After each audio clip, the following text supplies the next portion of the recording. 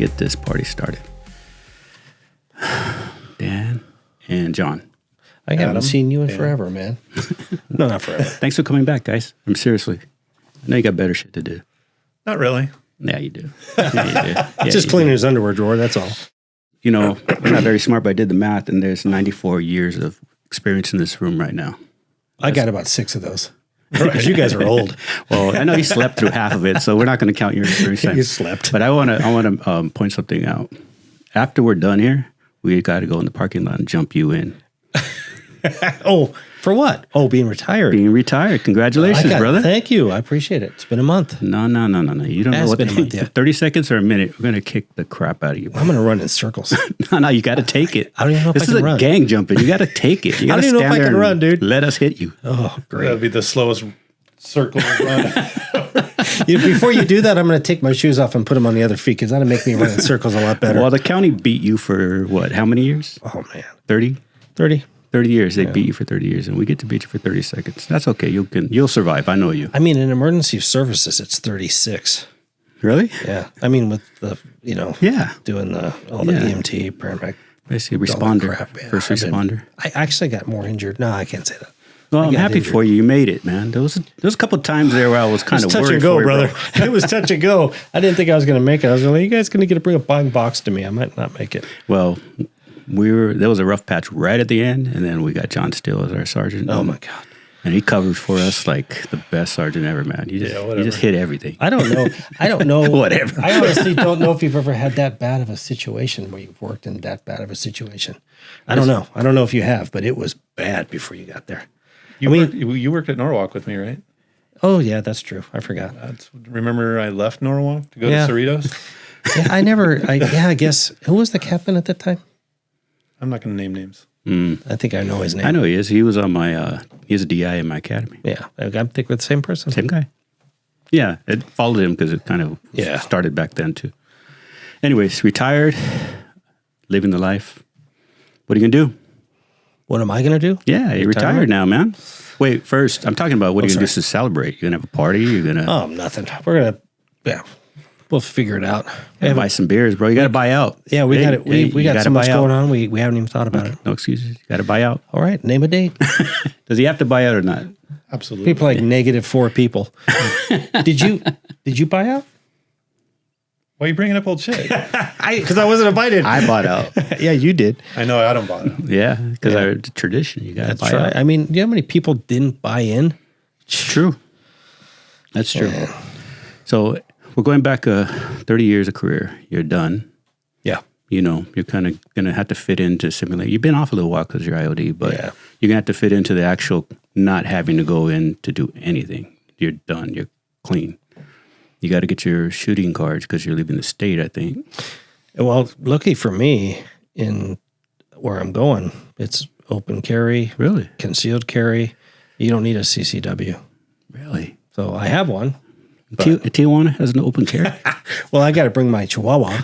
And if I do that, he can carry what's wrong with Chihuahuas, bro? Yeah, I love Chihuahuas. I love dogs. I don't know, man. They have a little personality, man. Taking that personally. I don't have a Chihuahua. The only dog that ever bit me on this job was a Chihuahua.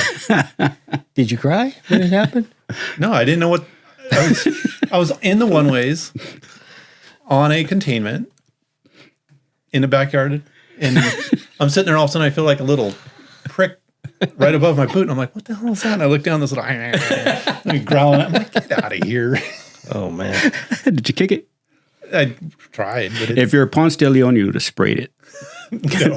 That was his thing. He sprayed dogs. Or if you're Dan Morris, he run for the hills. Run and get in the car. Yeah. I almost got bit by a Dalmatian, but I got my flashlight. Oh, really? It got my flashlight. Where the hell did you patrol? We got Dalmatians. What the hell, bro? Yeah, fire station? It was all pit bulls for us, fire man. station. What the hell? Yeah, what are you doing? I forgot about that. The creatures at night, man. Oh, man. At 2 o'clock in the morning, walking through a backyard, and the possums are on the fence, just screaming at you with all the babies hanging off. I was working like those are horrible. I was vacation relief at Norwalk, and I was working like 43 King 1 or King 2 on PMs or whatever. And in the summer, and some parolee dude was riding a bike right in the middle of traffic on Imperial and like Studebaker. So I detained him, and he's got a dog running with him. Of course, but the dog was behind him, way behind him. but it was his dog. It was a pit bull. I get him, I pat him down. He's got stuff on him. I hook him up, go to put him in the car. And as I'm getting in the car, he starts to fight, right? He's like, I don't want to go in the car. And I didn't realize what he was saying at first, but the dog's name was like Frank or something. I'm like, what the hell you got? I think this guy was like a ding or something. But no, the dog's name was Frank, and he attacked me. The pit bull attacked me as I was putting this guy in the car. Frank. So they both got hooked. You know Haji, Jerry? Yeah. Jerry Haji, we were on a call as a private call. We were standing out. You know, when you're done, everybody stands around and just talks before we go back to our cars. He's standing kind of separate, and this cat just goes around his leg. It's going around his leg, and he thinks it's cute, like the cat likes him, but the cat's spraying him.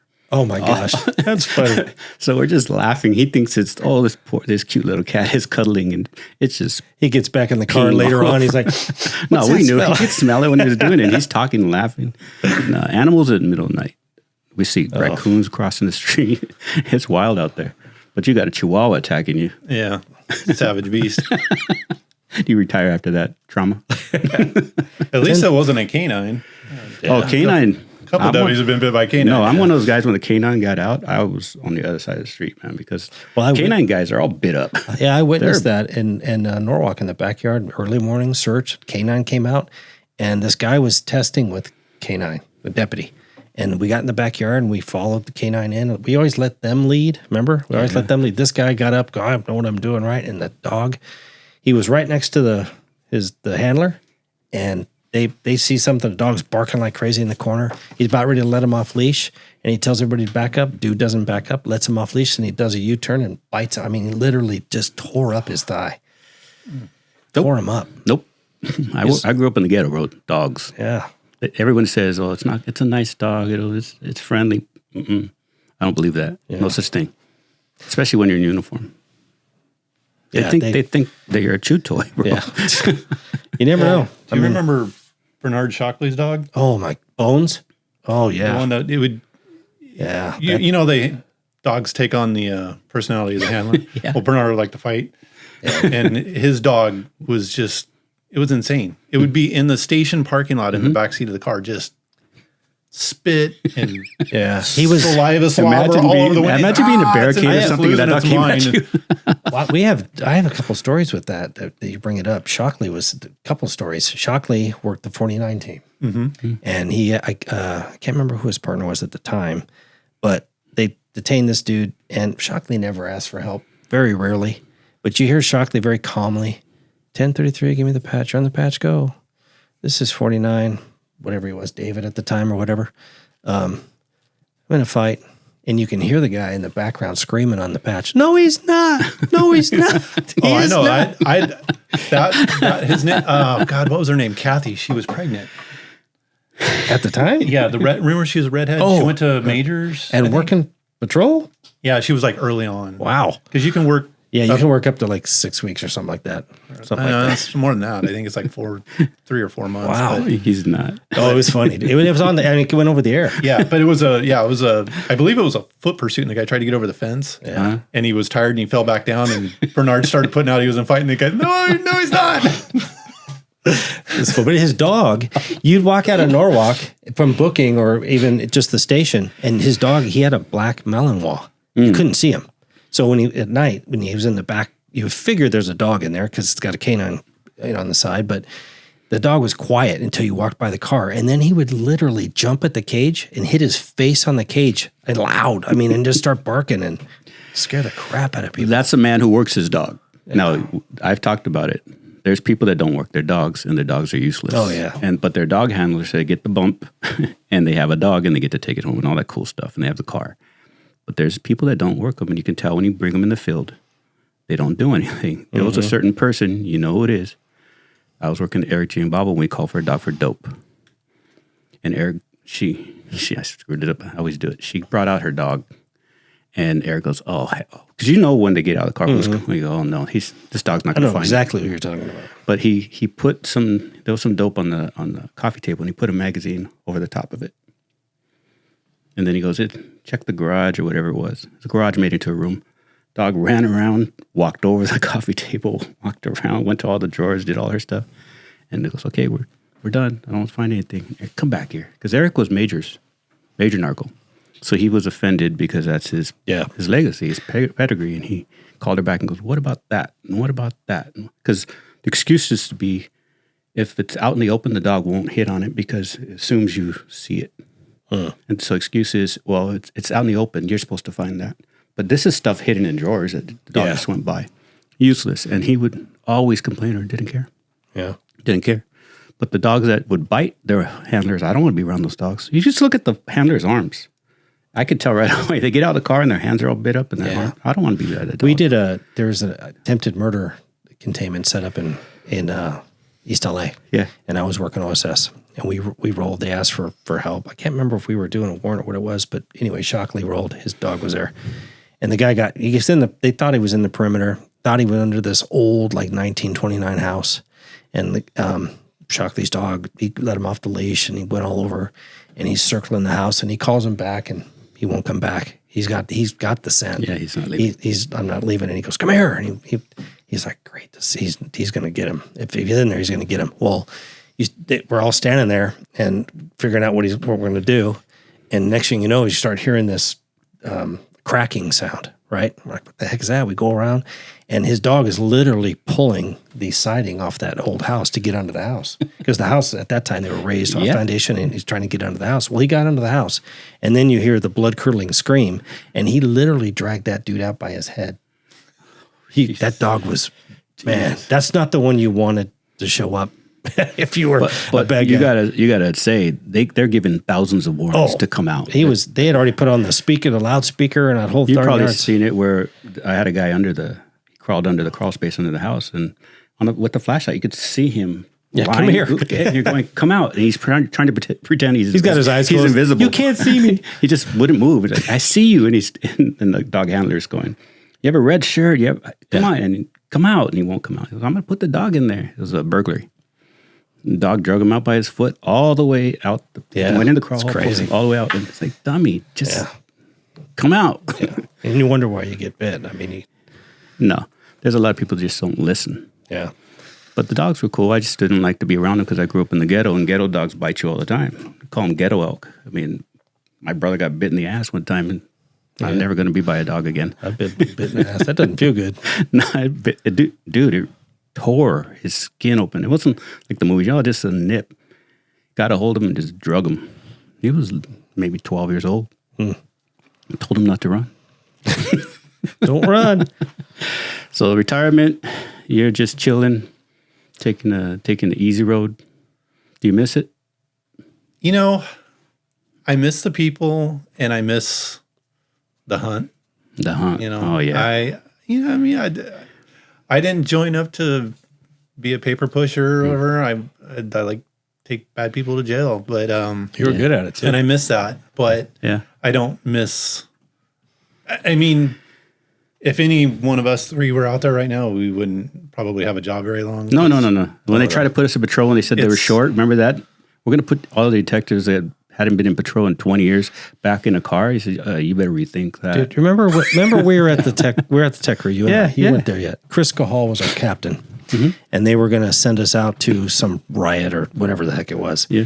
And it was just us in the office. It was me and you. And then he walked through, and the rest of the team was out, whatever. And he started talking to us like Chris was. Chris was a great guy. He's always talking to us. And we told him, like, how's this going to work? Well, we want you to, Class Bs and sticks, helmets. I said, you do realize that we've never been retrained from what we were taught in the academy, and we're probably going to use a hell of a lot more force than the people that are out there. Well, no one's going to spit on me. Yeah. No one's going to get within an inch of me. And that's what the stick was for, He sat back and he goes, you know what? You're right. And we didn't go. I mean, it's only a 6-man team. What do we actually? Well, what was the rule? If he can reach your gun belt or reach you, grab you, that's what, 3 feet? Yeah. I mean, you see them right now in the news. They're screaming at him. That's what a sternum stab was. It's just pop right to the chest. Yeah. That handled that too.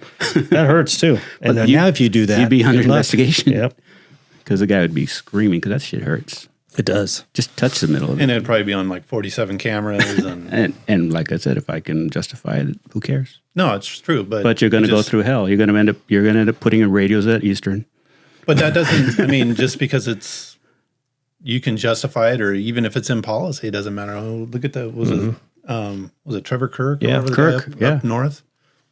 He did it. I mean, I worked IA. They beg people to spray people first, and that guy sprayed him, and then gets charged for assault with a deadly weapon for pepper spraying somebody. It's not lethal force. How does it? How that ever got there is beyond. No, I know, but that's what I'm saying. Is it's the department's going to take care of itself. Oh yeah. And they're here comes the bus, and they're going to kick you right out in the street in front of it. Absolutely, they don't care.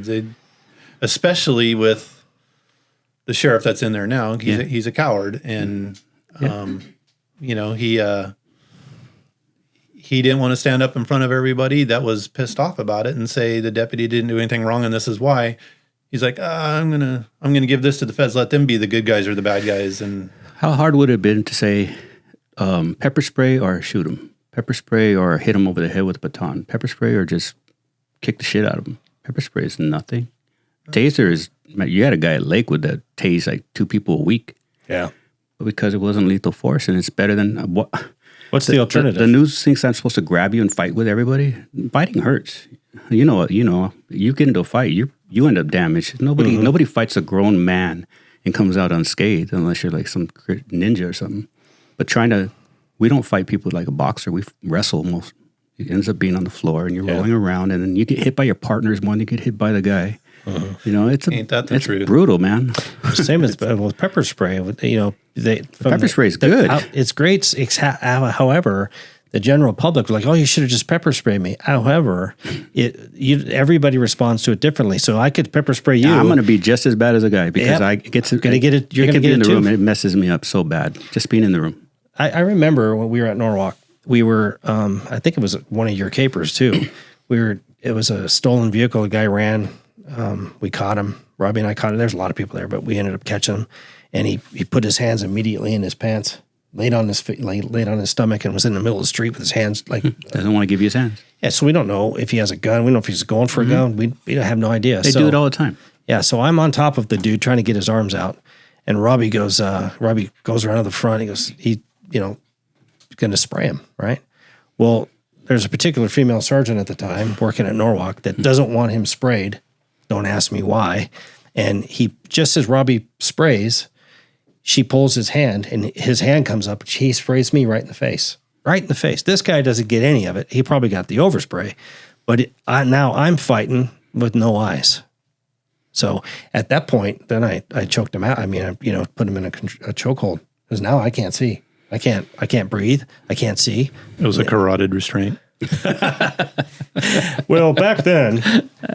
But yeah, I mean, it goes back to what you said about what way we were trained, and they're trying to put us back out there. You don't retrain me to the new way. Yeah. The way I'm going to do what I was taught to do because we did it 1,000 times, and now you're going to tell me I got to switch because I wouldn't even know what the new training was because we don't go back to that stuff. No. They very rarely. They have a difficult time keeping everybody in service. Yeah, it never happens, and it's a joke. Yeah. It's just a joke. In service training is just a joke. Yeah, but I mean, the guy that's there, he just doesn't know. He doesn't know it's easy to justify what deputies do. He's scared of the political capital, like we dealt with many times. That's the worst leader you want. Well, he's not a leader. You're just. It's no different than playing a sport when you're a kid. Pop Warner, soccer, baseball, whatever your choice sport was. And if you go out there and play, try not to get hurt, you're going to get hurt. If you go out there to try to be a manager, to not get anything on you, you're going to get stuff all over you. Yeah. Either buck up or shut up. I don't watch football because of that. Because I played football when I played to what it is now. I can't watch it. I tried. I tried to sit down and watch a game, all of it. Yeah, it's stupid. They grab a guy a certain way and hit him wrong. And it's, what is it? I can't. I'm running full speed and I have to figure out what part of my body I'm going to hit a man who's running to. Mm-hmm. And these are elite athletes. You're going to hit heads. You're going to pull the wrong part, like grabbing them by the collar. That's rule. That was great. You grab them by the collar and you yank them down. Mm-hmm. That's not against, because it's against the rules now. Yeah, exactly. That's exactly what police work is. And then, that's the whole thing. Like, how many times have you heard someone say, let's just take one more lap around the city and then we'll call it a night. We just told that story. That's it. That's like the curse of death right there. It is. I said, I hit my partner if he said, it's going to be easy night, man. Yeah. Yeah. Famous last words, man. I think when I went to the, It's your fault. It's always your the fault. Norwalk enforcement team, was first working with Dan. Remember we had to take out that stupid motorhome for the CP? Yeah, it was like And I don't know if it was my first night on the team or it was definitely my first week. And so we had this motorhome out, and I believe it was in the one-ways or near the one-way. So it was on the south end of the city. And so it was nearing the end of the shift, and we had to take it back in. And I'm not going to drive it because I've never driven this thing. So I don't know. I think you and Robbie were always partnered up. So it was one of you two were driving, and then Gina Kalowski was Gina could make a sailor blush. you should have her on here. They Oh my God. she jumped in the car to be the second, the spotter, or whatever they called it. And then either you or Robbie, whoever wasn't driving the motorhome, was driving their car. So I was solo in the car. And I'm like, I'm new on the team. I don't want to roll into the station now.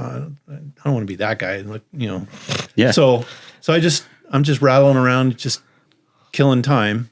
As if you weren't enough of a shit magnet. And then of course, the car Right. 4 deep of gangsters drives by. Of course. And I T-stop it. Driver's on probation. So I pull him out. Well, as I'm pulling him out, grabbing his hands, I look down. There's a expended 9mm shell casing on the seat. I'm like, oh, here we go. So I pull him back to the car, request backup. I'm searching him down. A couple patrol units, and then the team members started showing up.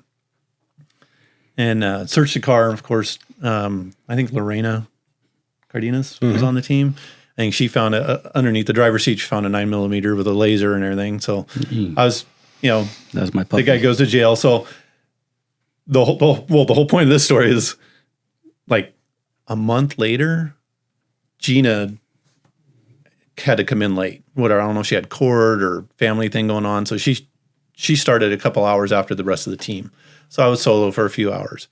And I ended up finding a 245 vehicle. No shit. So just occurred or just no, it was in victims? the system. It was a Frank David vehicle in the system. Okay. So I go code 9, everybody rolls, we do a felony traffic stop. Yeah. Unbeknownst to me, she's in the locker room getting dressed when it goes out on the radio. So she comes out, she comes into the booking cage while I'm in there booking, and she's like, "You're not allowed to leave the station without me ever again. The last 2 times you've done it, you got a gun and you should have said suspect. That's why I got the gun, and that's why I get and not like car. 3 weeks later, I had court for something, and it was one of those, you show up, you're there for 45 minutes. We don't need you. You can go home. So I go to the station. I call Ken Perry, who is our sergeant, and I'm like, "Hey, Ken, can I start early? I had court and I'm out." And he's like, "Yeah, go ahead." So I call Gina. I go, "Hey, Gina, I'm starting early because, I'm out of court now." And she's like, "Don't get into anything. 10:33, give me the pad. Don't get into anything." He does that from the parking lot of the station, dude. So it's about the time the team's about to start. Patrol gets a 273.5, spousal assault, code 3 roll. So I go just help him out. I show up and it's a big nothing. We're about to wrap it up, and Gina calls me. She goes, "Hey, I'm at the station. I'm ready to go 10-8. Come pick me up. Don't get into anything." I'm like, "Okay, I'll be there in a few minutes." Famous last words. I'm going eastbound on Imperial, Imperial, and right at Pioneer. There's a little gangster in a Camry. Stolen. Yeah, run the plate. It's a stolen. Oh, go figure. Go in pursuit. Goes into that neighborhood, and Sproul, and he ends up turning on, I believe it was Bombardier, and he hits the curb, TCs, jumps out. So I'm out of the car at the next street up, and I see him jumping through the yard. So I'm setting up a containment, and this car's coming by. It's coming northbound towards me. And I'm like, "Hey, unit, going northbound. Keep going northbound." Trying to get him because that's the way he's running. Yeah, back you up. And as the car goes by, it was Pat Cleary, the reserve, was driving, and Gene is hanging out the window. "Fuck you!" That's Gina. She was your unlucky charm. Yeah, she was like, "You are never leaving the station ever again." Should track her on you. Funny, man. Yeah, that was every day. They had you and Kariag at the same station? Oh, God, Kariag. Because I don't know who's a bigger magnet. Yeah, but that was a different kind of magnet. That's true. I know, John. I'm just I know. Please don't put us in that. No, it's totally fine. Everybody has their own shenanigans. But your stuff was cool, man. I remember reading your reports. You guys were good capers. Yeah. But it's just, I couldn't find it. I'm that guy. It actually happened. Driving down, what's the name of the street between City Hall and the station? That little street right by the parking structure. Oh, gosh. Convention or something. And it ends up at the donut shop right there on Imperial. Civic Center. Civic Center. Yeah. I'm going northbound that street. I make a... Oh, you mean the one that goes by the parking structures? I can't remember. You're right between the parking structure and the station. Yeah. So if you drive from the movie theater to the donut shop, what's that little street? Yeah, Whatever it's that on street Service is. Road. I come out of the station, or out of that street. I'm not even working Norwalk. I was doing something over there. And I made a left, and then I got maybe to the 605. And all hell breaks loose. That big shootout that happened right there at the intersection, your Norwalk deputies got in the shooting right there by the donut shop. That was my call. Thank you. That was yours? That was mine. I was two Go figure. It was John's.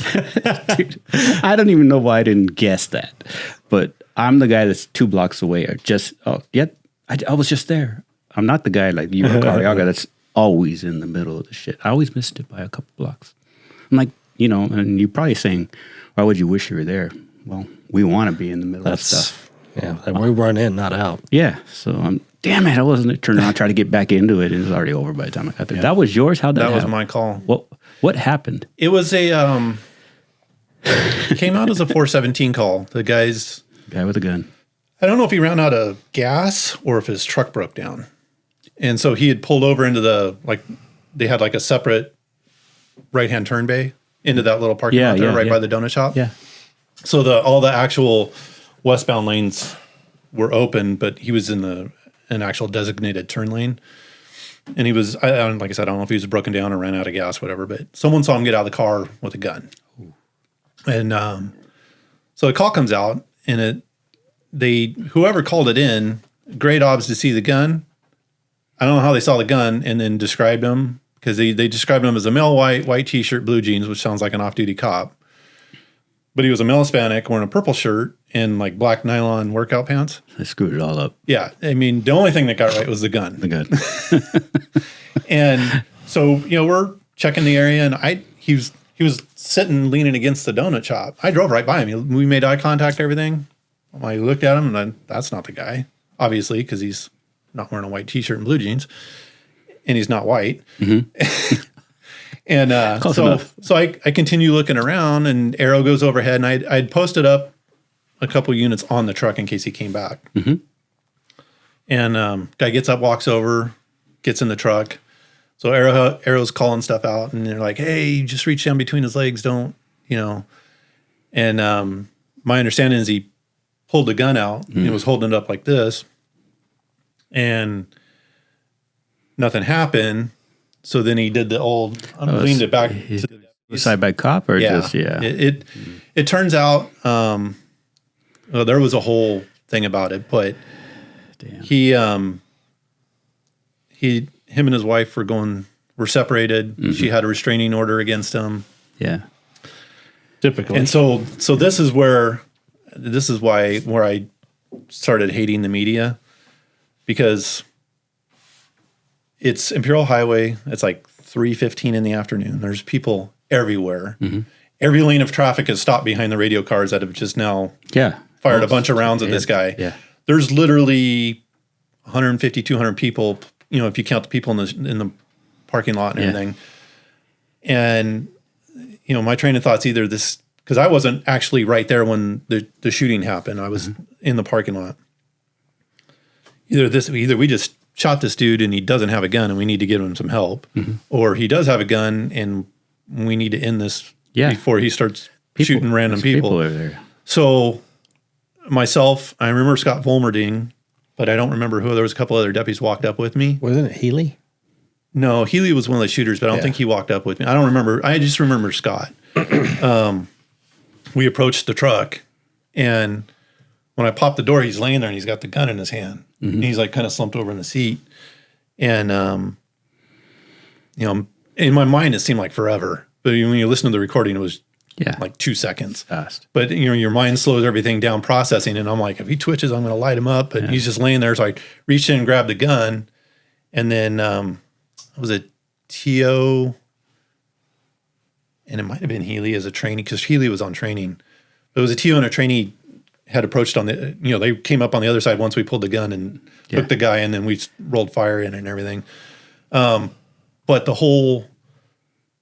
the news media was putting it out. Oh yeah, he had a gun, but it was disassembled and it was in a bag. And I'm like, it was not disassembled. That thing was raw. It wasn't. He didn't have it loaded. It turned out it wasn't loaded, but he had a bag full of ammunition in his pocket, and he was headed towards his wife's house. Why flash an unloaded gun at the cops unless you wanted? Exactly. But I think he was on, what homicide was figuring, because his work and where he was staying was opposite direction. He was headed home To her. to her. Yeah. He was probably going to do a murder-suicide kind of thing. Color me shocked that the media got that all Yeah, wrong. but the media, they were butchering us for the grace of God, his truck broke down and she's alive. Yeah. And the media spins it that. But then the family, they're just looking at money, and they jumped in on the whole media thing. But of course, but they always do that stuff. Whatever sells. I was Michael, Michael, my really calm cousin, the really quiet cousin.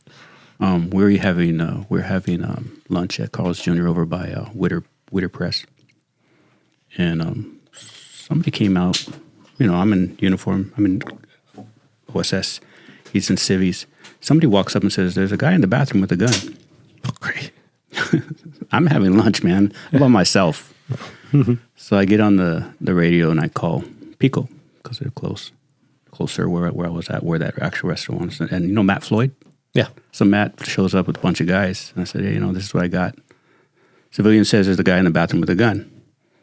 And then as I'm talking outside, he walks out. Because I'm not standing at the door. I get out of the burger stand and I'm making the call. He walks out and he walks towards another place, Starbucks. And we jam him, put him down the whole bit. And like you said, describing what they see, sometimes they're wrong. Stand him up and pull out this freaking 20-inch samurai sword that was down the front of his pants. Almost. He almost had it. it was almost a gun. But he saw the butt, I guess the butt of it. Yeah. It's close enough, right? Yeah. But some kid he took it to school. He was hanging out with his buddies after school. Oh, it was a kid? It was a kid. He's like teenager or something? 17, 16 years Wow. old. But he almost got shot, man. He was trying to get rid of it. You know how they do. I got to get rid of it. I almost killed this kid because he wanted to throw his marijuana pipe away. Yeah. But he reached in his waistband and he goes like this. God damn it. Yeah. What are you thinking? It's a pipe, dummy. Standing there in the middle of the dark. Mm-hmm. In the middle of the night. You don't know what the hell they're grabbing. Yeah. Another one, a guy grabbed a comb. I don't know how many times we livered up, livered down. Or the guy who reaches for his seatbelt real fast. Like, I'm going to take my seatbelt out. Dude, we're already on edge. And I'm not jamming you because you're going to church. You're a peanut. You're a gangster. You fit all the things that I'm looking for at gang unit. Especially this guy. He get called. He asked for assistance. Jeez. Got the shotgun slung over your shoulder, a helmet on already. Your backup out. Your helmet on backwards. You could be Jose Uribe and detain him at finger point, though. Yeah, you could. Jose. Man. Were you there for that? Dude. Did he do that? Yeah, there was he had to have been in the station booking. Can't be true. And someone got I don't know if it was a Victor or whatever it was, but it was that street right past the 5 off Santa Fe Union or whatever? Yeah. When everybody would come off the freeway and hit that first house, all the drunks. Run right through. It was right there. Yeah.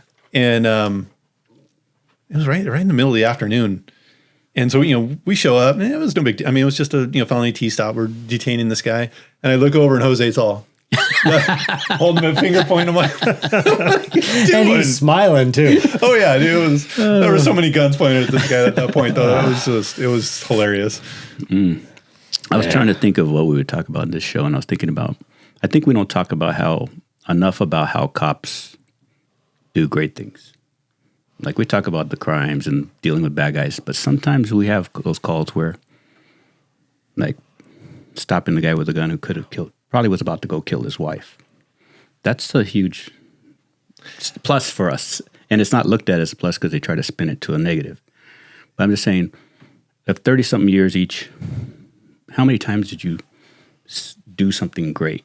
And it's, we don't ask for a pat on the back or a medal, but how many times do you do it? Just by your daily routine. A lot of times We don't even know, though. That's what I'm trying to say.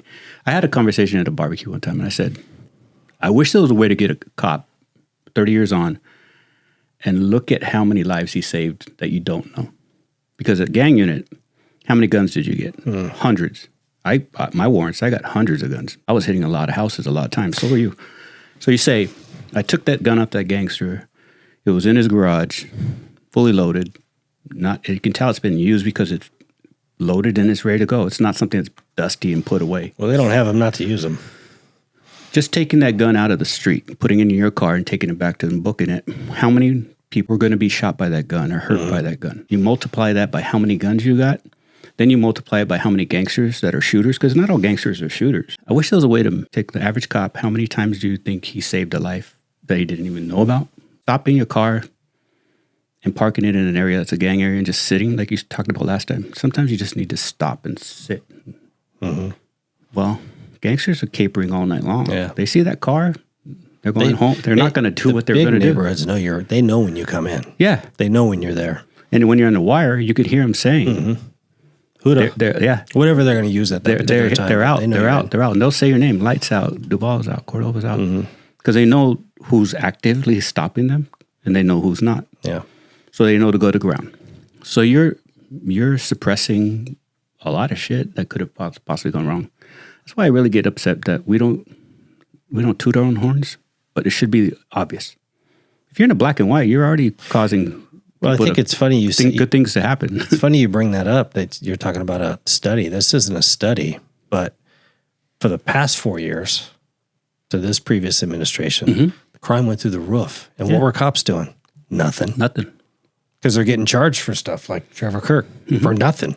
For spray. So what do? They put on blinders. So now look at I think the FBI just put out that in 8 months they've arrested 30,000. They've completely went through their top 10 list twice already. So I think in a little bit, I mean, that shows it a little bit when you're proactive, there's a lot that's affected by that. It's a fact. I can prove it because when you're on the wire, you can hear them talking. Yeah, absolutely. I was on the first homicide gang task force. It was Brian Stein one and Tim, myself, and Ron Duvall. That team, us four, became the homicide gang task force because Brian started that team full time. And it's still going today. It's still going in strong. But it was us four. We were on a wire. And man, we knew everything these guys were talking about because Brian, amazing at the wire. Yeah, he wrote warrants left and right on wires. Tom Kerfoot. Amazing. These guys are geniuses in the wire stuff. So we were ahead of everything. So you could hear them saying, we're out, what streets we're on, who's out, and what they were doing. They would say, we're just going to hang out here because we were out. So you knew, we knew for a fact they weren't out shooting people because we were in the neighborhood. So it's proven. Yeah. So, having that information, you wouldn't know it. You wouldn't know it unless you had a wire. You would think, you're just driving around the street and there's no one out tonight. You know how we do. No one's out. Let's go get a cup. I know when I was at Norwalk, and I don't know if you were there, John, this night, but I wasn't on the net team yet. I was working 45 King 1. And there was a call like man of a gun like you had that ended up getting shot because he was trying to fight by cop. But this guy wanted to kill himself. But it could have very easily been the other way around. He could have, had us kill him. Anyway, we get there, and he was right where you were just talking about, San Antonio and Union, walking in the middle of the street, back and forth over the center divider. It's about 10:30, because I was working early, so it had just come out. And he's got a snub nose 357 to his head. And you got a bunch of deputies, trying to follow him, stay out of each other's way, right? So you don't get in a crossfire situation. But this guy's screaming and yelling. This guy wasn't crazy. This guy just had, some stuff going on that he thought it was time to end it, take a temporary situation and make it permanent, right? Yeah. So I remember Perry was there, and there were several other net team guys that were there. I was there, but I was in patrol. There was like 8 of us or so. And it went on for about 5 minutes, and Arrow, they called for Arrow and all that stuff, locked down all the streets, did all that kind of stuff. But at the end of all of that, they actually talked this dude down, and he put the gun down. and he didn't kill himself. He didn't hurt a cop. You know, I mean, you don't see that on the news. They don't. But it how many doesn't cops are sell. doing that to themselves? You know? Oh yeah, You know, yeah, that's another problem. like you said, it's one of those ends that's permanent, of course. Yeah. But you have to look at what it took to get to that point. It's a permanent solution to a temporary problem, which that needs to stop. Man. Well, that person that gave up the gun, it wasn't ready yet to take that step. But there's people that we've seen. It could have went bad. Yeah. So many times. I mean, I learned one of my first calls out on patrol was as a man who was he shot himself in the chest, like right in the heart. And the homicide guy, I'm new. I was green as hell, and he explains to me like the way people jump off a building, the way people shoot themselves, the way they, people who cut the wrist opposed to people who take pills. And he started explaining what he sees the pattern is in certain people. Like men who shoot themselves in the heart are usually over a woman or a relationship. Mm-hmm. And I thought it was like, that couldn't be true. But it was. Every time every time I would see that same situation where a man would shoot him, when women jump this way head first, there's a lot of stuff. Women don't typically, they won't use their face. They don't do anything in their face. Yeah, they try to. Typically. They usually back off and try to land on their back. But there's certain things you can tell, and you can actually start the investigation with that. Mm-hmm. Like the man with the truck. Where was he going? Right. But it's sad. That's why we try to do this here. Try to get guys to come in and talk. Because if they don't talk, man, they're just going to go in that bubble. Yeah. I know a lot of good dudes ate their guns, and I think it's bullshit. There should have been something. We should have done more. Yeah, just reach out to each other. I mean, like, especially on this podcast, I mean, if people watch this and listen to it, while you're watching it, if you've got the, YouTube open, let's say, and you just got the half screen on top of your phone and scroll up and go to the very bottom of the link, there's several links down there that if you want to talk to somebody, I mean, just log in, look at it. Yeah. I mean, it does not need to be like that. I mean, we've all seen a lot of stuff. We could have all went that route and done it. We've all seen our friends die and all kinds of stuff. But that's when you ask for more help. You don't, Well, hopefully a lot of it too, you don't even realize sometimes. Oh yeah, yeah. Because do you remember when Angel Dominguez got shot? Yes. My trainee and I were the first ones to get to him, and we handled that. And so, even though because I had the handle on it, so I was getting the updates. The homicide guys were there, and everything. So I knew he was going to be okay. But mentally, my last image of him was being put into an ambulance, and he's covered in blood because he got shot in the neck. Yeah. So he was covered in blood from his jawline to his belt. Mm-hmm. Just blood everywhere. Yeah. And that's my last image of him. He was lucky. Mentally. Oh, he was extremely. It was Good Friday, and his name's Angel. Yeah. Yeah. I mean. His parents did a good job. So there was, I want to say, a couple days, 3 days later, whatever, they actually brought in like some peer support. Yeah. And listening to people talk, and I didn't realize how angry I was. But I was, at the same time, I was second guessing myself in the field. Am I doing everything I can? I always tried to be as safe as I could and use. Yeah. But if someone wants you, they're going to have you. And I didn't realize how much pent up anger I had until I was able to actually talk about it. And this is something else. We don't realize how much our job affects our family. Oh, yeah. Because that same exact situation when Angel got shot, I didn't know this about until, because that was on Good Friday, so it was in April. My dad died in May of that year. So the next month. But so my brother-in-law tells me this after he passes away. My dad was LAPD, worked 30 years for LAPD with SWAT and narco and all that. But so he knew the dangers of the job. Yeah. And my brother-in-law goes to the house, and he walks in, he's calling for him, can't find him. He's like, where's he at? So, he's either in the garage or the backyard. So he goes in the garage, he's not in the garage. So he goes out in the back, doesn't see him. He's like, where's he at? So he kind of walks around, and he's on the side of the house pacing. Oh. And he calls his name, Jimmy. And he's just like in his own world, like zoned out. And so finally, he's like, hey, Jimmy. And he get in front of him, and he's like, whoa. And he's like, what's the matter? And he's like, oh, nothing. And he's like, no, what's wrong? And he goes, a deputy got shot in Norwalk. Shit. And he's like, and my brother-in-law, is it John? He's like, I'm afraid to find out. Because he, not tooting my horn, but I was a fucking shit magnet. Shit happened in front of me. And my dad knew that, and of course. He was scared to call and find out. When that happened, my phone blew up because people I loved knew I, worked Norwalk. When Jerry got murdered, they knew I worked the gang unit. I got calls from all over the country. Yep. And that's the thing is I always said to people I knew and my kids and stuff, I'm like, just remember that you probably have a harder day than I do most days. The fear is for them is they don't know what you're actually doing. And you well know, as much of a shit magnet you were, there's 1 minute of fun and the rest is all paperwork. So, but they don't understand that. Yeah. And it only takes a second.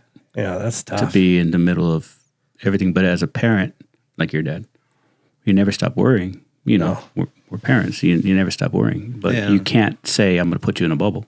I'm sure he's like, but you take the burden. But you don't. Yeah, but that's you hold it. You don't think about that. I mean, strangely enough, cell phones were just kind of becoming a thing. Yeah. And I saw the news helicopter overhead, and so I was like, hey, if you got a cell phone, call someone at home, tell them you're okay. If someone doesn't have a phone, please let someone use your phone. And, and so everybody at home knows that you're okay. Yeah, you got to do that. And so I called my wife and told her. And, but it was just, which was good because my dad reached out to her. Yeah. And, he's doing the typical like, hey, how's it going? Yeah. And my, I don't want to say anything. and my dad's always like, my wife's name's Paula. And he's like, I love Paula. She's as subtle as a hand grenade. So as soon as she kind of started, he was doing the dance around the bush. She's like, he's fine. Yeah. Him and his training are handling it. But I didn't realize how much it affected him. It's stress. Oh yeah. Until, after even though he did the was job. gone. Even though he did the job. Well, how many times you get a baby call? I would get on the phone as soon as I was done with my call. And they're asleep. Well, I want to talk to them. Well, that's the first thing you do when you get home when they're sleeping is you walk in the room. Sometimes you can hold it. Sometimes it's like, I want to talk to them like right now. Because it's just one of those things. You see a baby in the field, you see a toddler, it reminds you of your kids, whatever reason, it's going to take you home. So deputies have hearts like everybody else, but the babies were the worst for me because I had babies when I went to patrol. So that's what I'm talking about. I was dealing with the baby stuff and it would drive me crazy. We chased that. Do you remember what that was? Why he got shot? Yeah. Yeah, we chased that, man. We got called in early. You were handling the call, but we got called. We chased that dude down. We found out who it was and what it was. But I don't think they ever caught him. He probably went down south of Mexico. No, they got him. Did they get him? Yeah, because I had to go to the trial. We didn't catch him, but he was. No, it was like two or more years later. Yeah, that's right. Yeah, because we were up on we knew everything, but he was probably south of the border. Well, for a while. shortly after that shooting, I stopped a car that was leaving a dope house, and I saw it I saw it in front of the house. It was in that neighborhood just south of Rosecrans, west of Pioneer. So there's houses that actually face Rosecrans, and then there's an alleyway for access to their garages. Yeah. And then the rest of the houses kind of face each other. Yeah. So the houses face east and west, but the ones on Rosecrans face north. Yeah. So I was in that little alleyway, and of course the car turns into the alleyway and drives right by me. I'm like, God damn it. So I had to pull out and hang a U-turn and go around. They went over 2 streets and then out to Rosecrans. So at some point they had to have tossed a gun and dope into somebody's backyard. We couldn't find it. We looked, but I do a T-stop on the car, 3 deep, all peanut heads, tatted down, driver's on parole. So I get him out and I bring him to the back of my car, and he has a big FUBU jersey on, and I start to pat him down, and I'm like, what the hell is that? And he's like, I'm wearing a vest. I'm like, what the fuck do you mean you're wearing a vest? I remember that. He's like, I got a bulletproof vest on. Oh, man. And I'm like, I just pulled my gun out, I put it to the back of his head. I go, anybody gets out of that car, you're the first one dead. And I'm like, give me somebody here now. I got a gangster with body armor on. Dude, that was probably, pucker factor, bro. Yeah, the pucker factor was like, I could taste my underwear. You know, I mean, that was I didn't want to hear that. I really did. that was probably that was probably the time that I most ever had where I thought, I just bit off more than I can chew. Wait, before I forget, you were talking about your dad. Has your dad ever backed you up on a call? No, my dad was LAPD. My dad backed me up on a call. Oh, my dad wasn't a cop. so everybody got their ass kicked.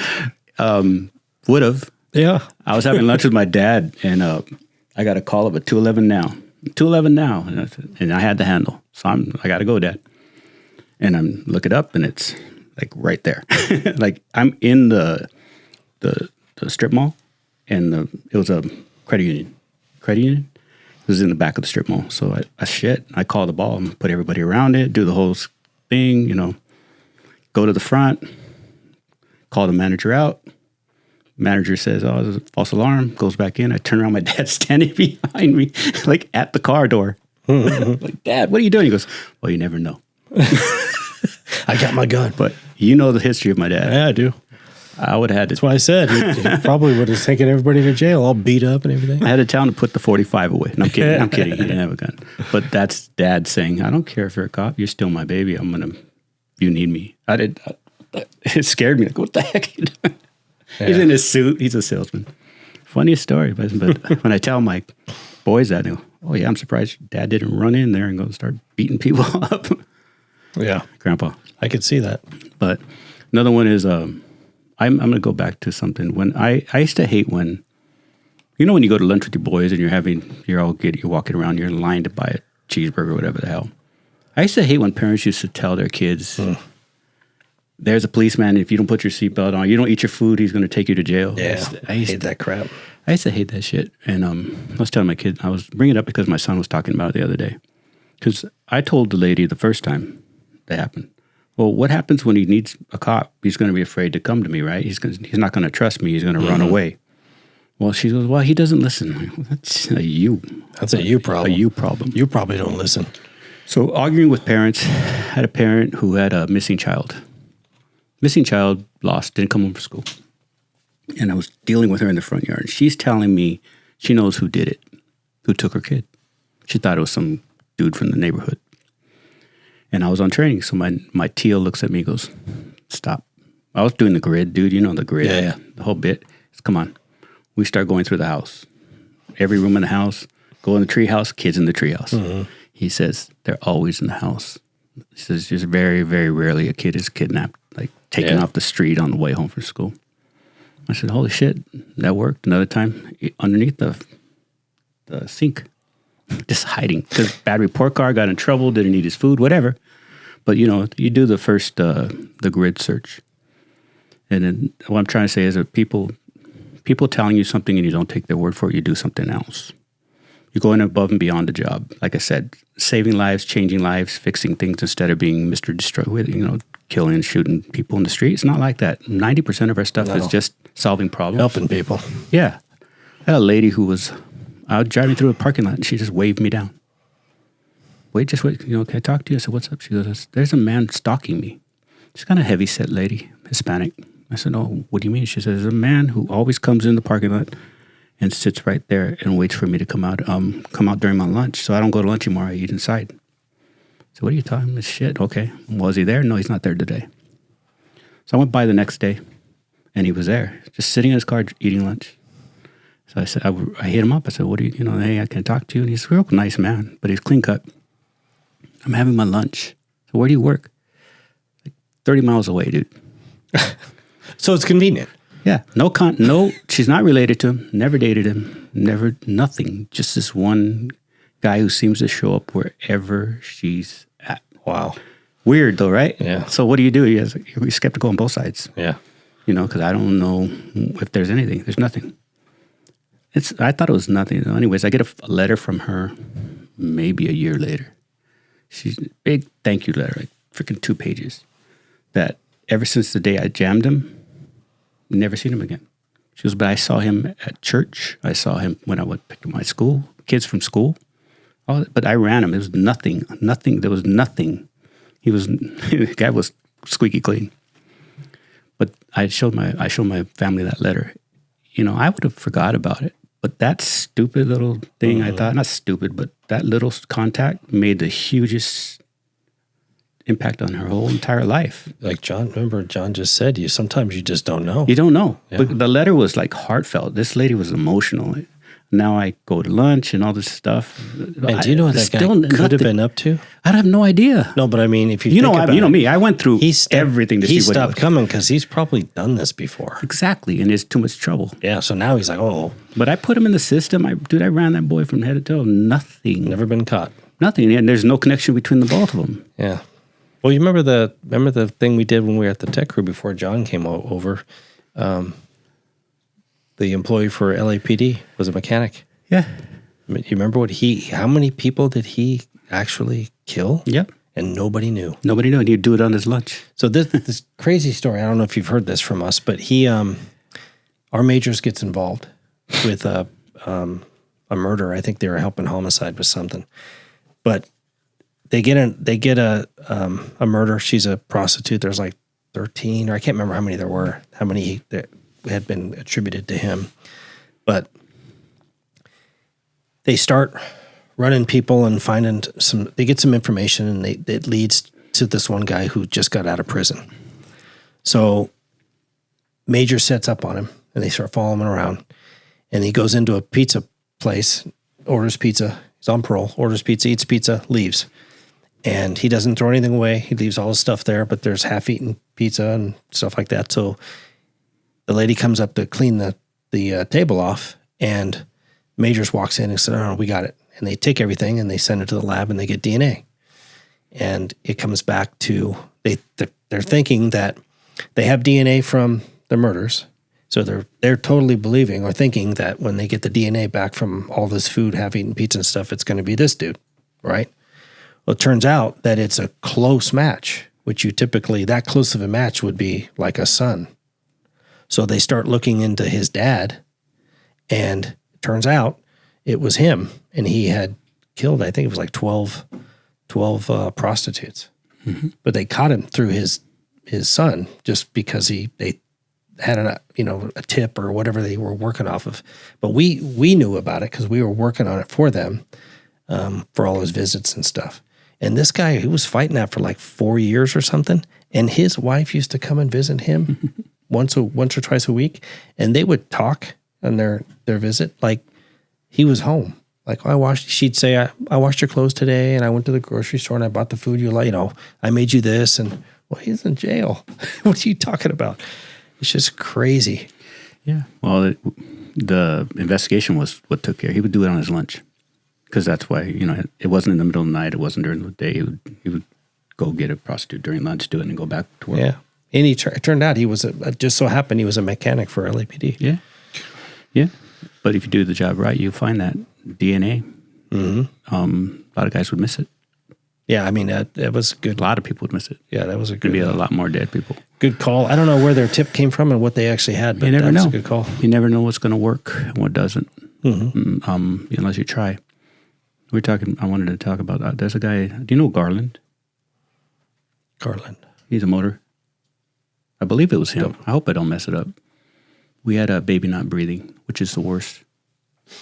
And when we got to the house, there was a lady. She's on the front lawn on her knees with the baby in her arms. She's wearing the sarong. They're having somebody got married, Indian family, so they all have the really beautiful dresses. But she's in the front yard holding a baby, like 1.5 years, just screaming, dude, just screaming. And people are trying to like help her. She just won't let her family touch the baby.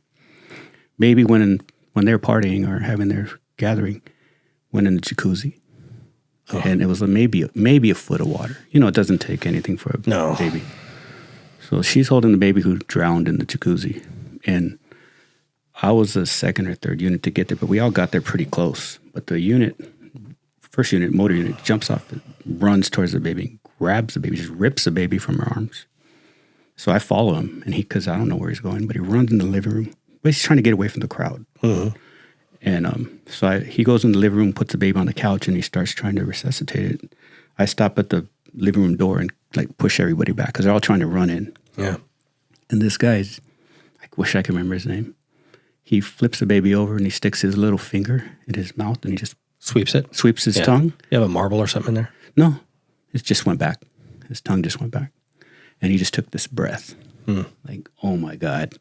And, they start screaming like crazy. And I said, I wish people would hear these stories more. Because, that boy probably right now is 30 years old, 31. Probably has no idea except for a story where he drowned in a jacuzzi.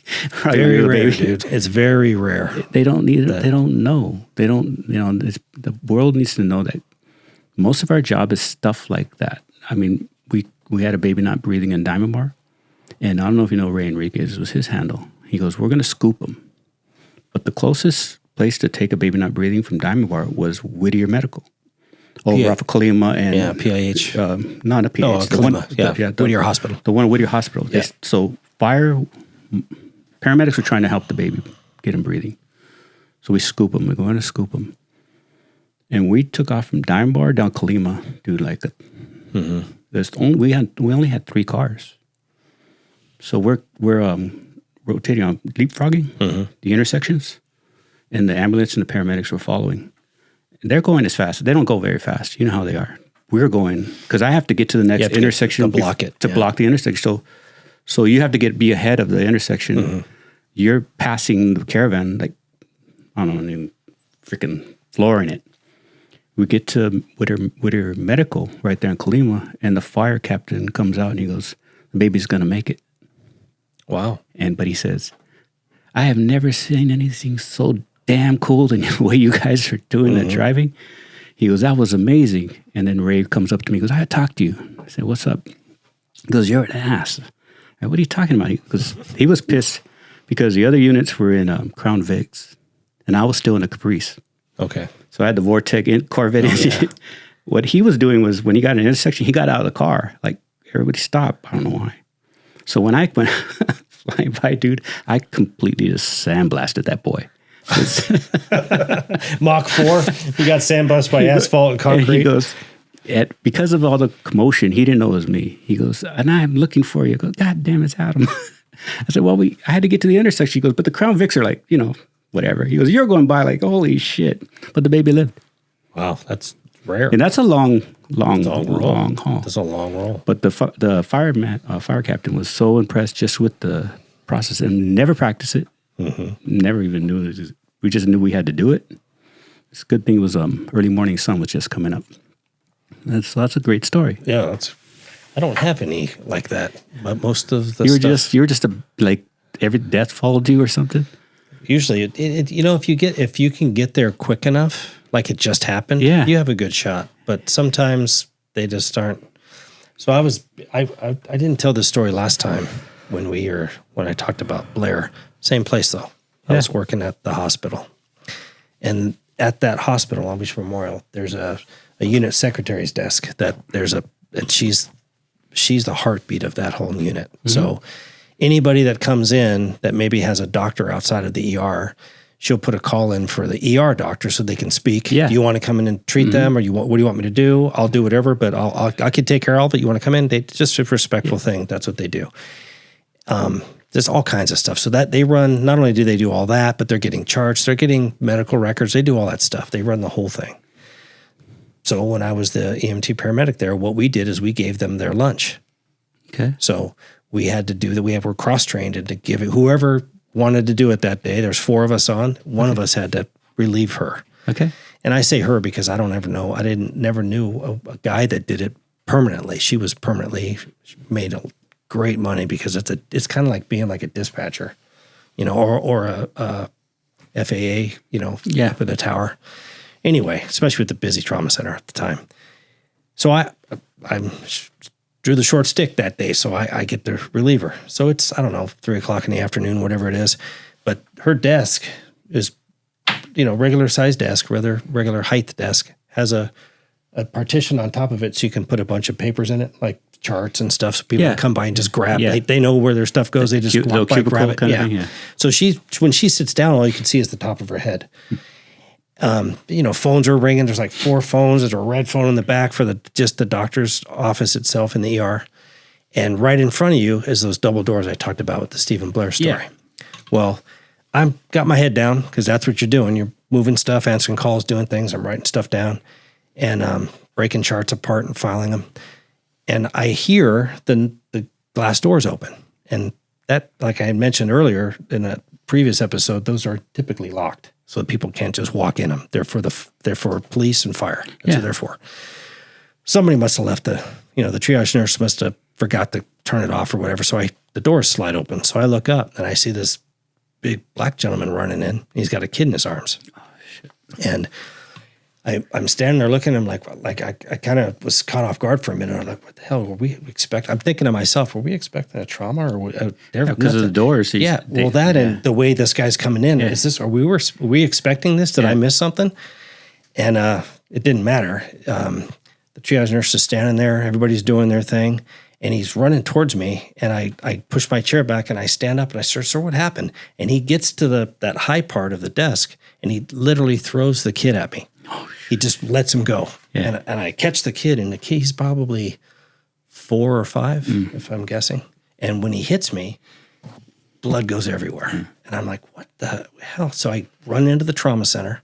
The triage nurse saw it. So she's like, what the hell? She hits, code blue, puts it out. Yeah. Requests the world like we do. 1033, give me the patch. She calls for everybody. Surgeons, everybody, they're coming. It's now we have a trauma. No, but we didn't know what happened. Yeah. So I don't stick around and ask Dad, hey, what's up? No, it's a baby. I take him in and he's not breathing, no heart, no pulse. And I'm doing CPR. They all come running in and I start CPR. Long story short, we worked on him for, 40 minutes. It was so bad. They tried to put a line in him, give him fluids and start pushing drugs and all that kind of stuff. They actually hit him in the bone, in the foot, not the foot, but the tibia. Yeah. And that's bad. You're not getting any exchange. Anyways, they end up calling it, and they're like asking me what the hell happened. I mean, I look like I've been in a war zone because this kid kind of blew up when I caught him. Yeah. Turns out Long Beach PD went out, and of course Dad wasn't there.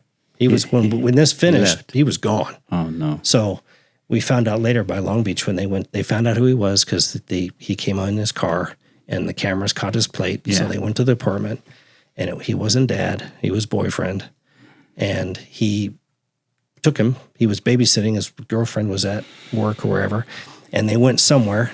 And he told the kid, if you're good and, do whatever I tell you to do or whatever he said to him, the thing that he did say was, I'll get you an ice cream.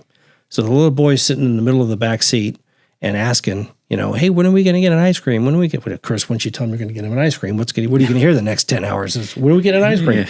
So it got him mad and he reached back over this is what he said to Long Beach PD because they both got arrested, Mom and Dad. Okay. They were packing their suitcases going to the airport. When they found him at the apartment. But in the interview, he reached over and he was a big man. He was probably 6'4", a big, thick dude. And he punched him right in the chest. Well, he basically ruptured his heart. And that's what he did. So the kid we didn't know that. We were never going to get him back. But I haven't had much terrible like that where they came back. No, I have a lot of miserable, terrible, awful things, but I was just trying to say that cops don't get enough credit. I'm not cops, so I don't need any credit, and I didn't need it then, but they need it now because of the shit going on. Oh yeah, but they're under. What bothered me about babies, and I might be wrong, but what my experience was when it came to the babies, I had a lot of experience with the baby was secondary to the mom. The mom would protect the husband or the boyfriend over the baby. Mm-hmm. I was a bailiff for 3.5 years, and I had a case where mama's boyfriend, killed her daughter. And she's in the courtroom every protecting day. Him, yeah.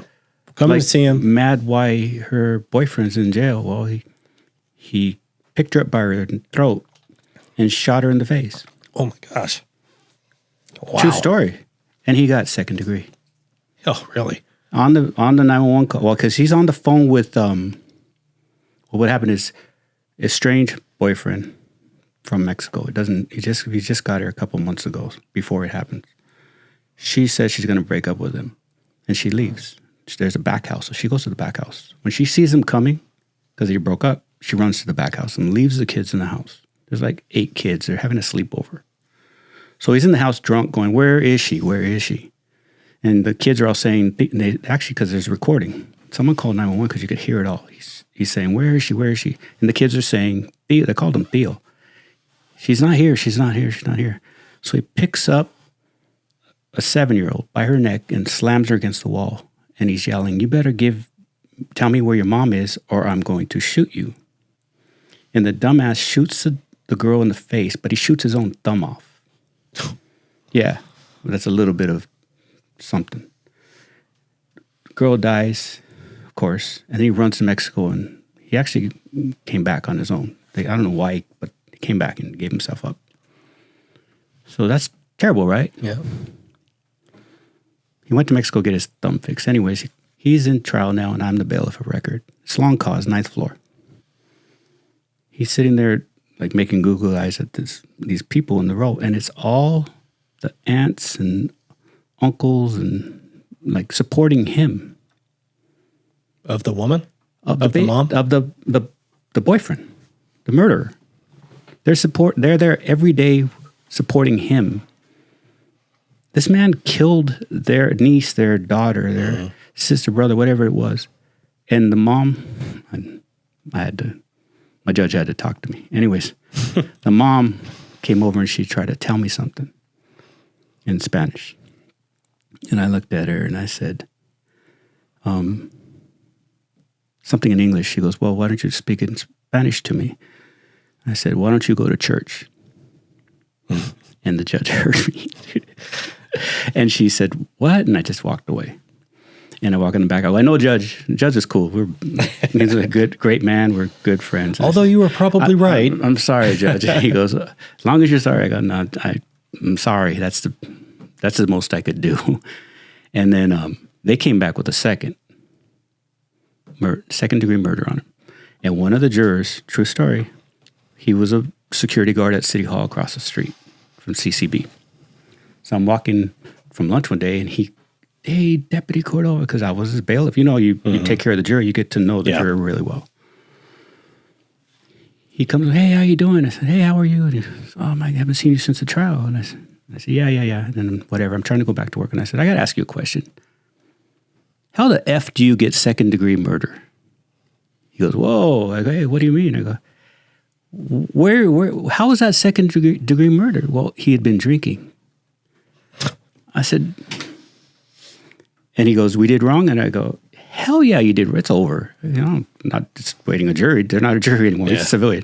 So, hell yeah, you did wrong. He threatened to kill her, shot her, and then ran. That's not second degree. If you're threatening, I'm going to kill you if you don't do something, that's premeditated. That's by way more than you can get for other cases.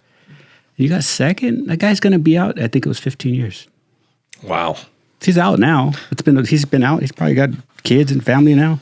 Yeah. But it was just they played the 911 tape. It was freaking because she's screaming at him not to shoot her. It's horrible. That's our justice system is broken. It's the jury should have came out with at least the first. At least. What did they feel bad because they get drunk on the weekends? Is that the problem? What the hell? I mean, I'm going to just say there's certain judges that say the jurors are just people that are too dumb to get out of jury duty. Yeah, I'm sorry. That's what they say. We've all heard it. I've heard it from the judges. What's the jury? A group of people that's too dumb to get out of jury duty. Yeah. It's sad, but true. There's a lot of those stories where you know, especially with babies, moms protecting their babies, not protecting their babies. I mean, Ronnie was in here, and we talked about the one he gave me where boyfriend killed his girlfriend's little boy and then carried around the neighborhood. He was already passed. He went weekend at Bernie's thing. He was still alive. I had to pull a video on McDonald's and a taco place and a little liquor store because he's carrying the baby and patting the baby's back. And he was already dead. But then a couple times the baby's head fell back and mom didn't see him, pushes him back. And mom went to the restroom and he got a tissue and started cleaning because, he's cleaning his mouth and his nose because, what happens. Yeah. These are true stories. These are sick people, man. What do you think how long do you think that trade's going to last? What are you thinking? I can get away for this for a long time. Well, he put the baby to bed and said, I'm leaving. And then she found him and she, called the ball. Man. I told Ronnie, you're an ass giving me that one, dude. Dan, were you? I knew you were at OSS at Lakewood. When I went to the gang teams, I went to Century first, and then I came back over to I came over to Lakewood. There was an apartment complex, and the only thing between the apartment building and the edge of the property was just the driveway went into the back, and then the parking lot was actually behind the apartment building. There was a guy back there barbecuing, holding his, I believe it was his son, and some gangsters rolled up on him and shot him, but I think one of the rounds went through the baby and hit him. Oh, Jesus.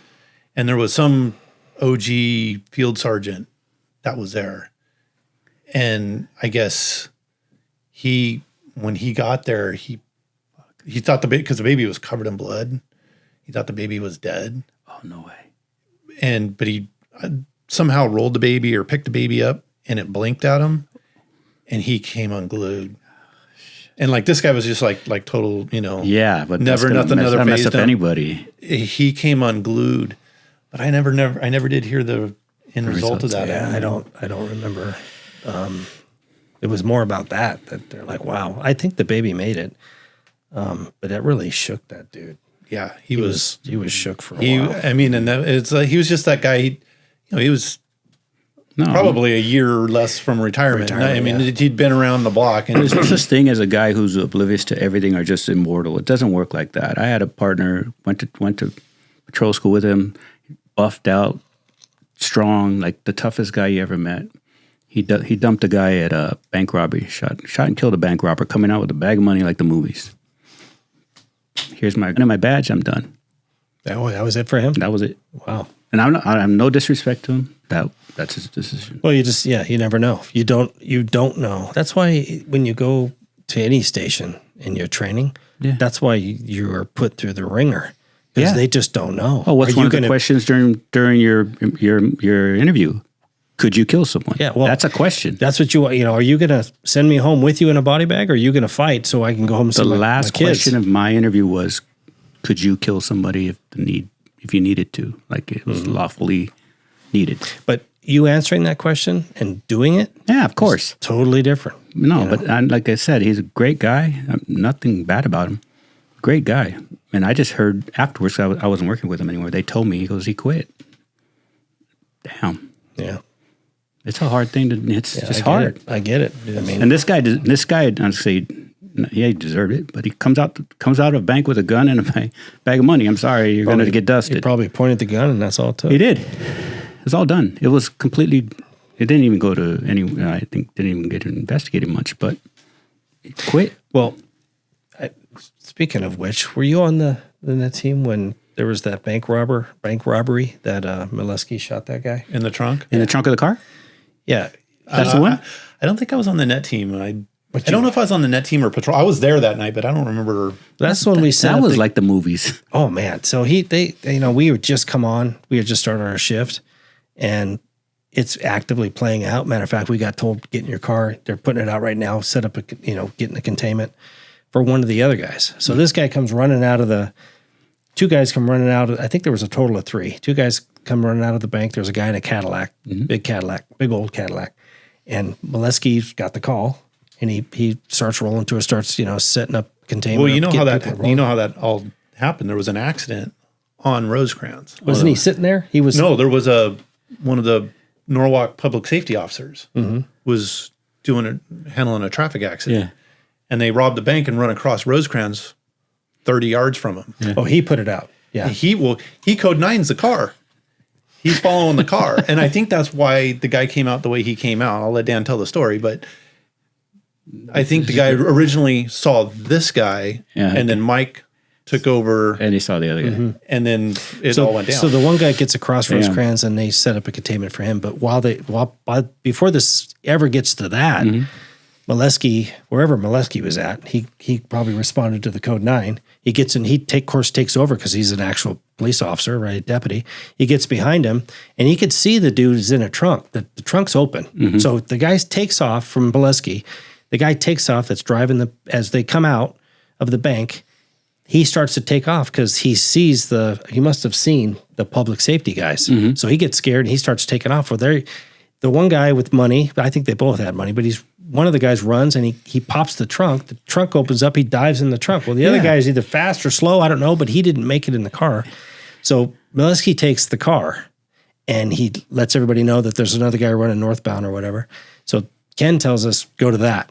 So, okay. So, because he's already at this time, it's ended with the car. Yeah. So the guy, he's chasing him for however long he chased him. The guy eventually sits up and he sees the gun and Mileski shoots him while he's driving and kills him. Yeah. Bam. Yeah. The car spin in a couple.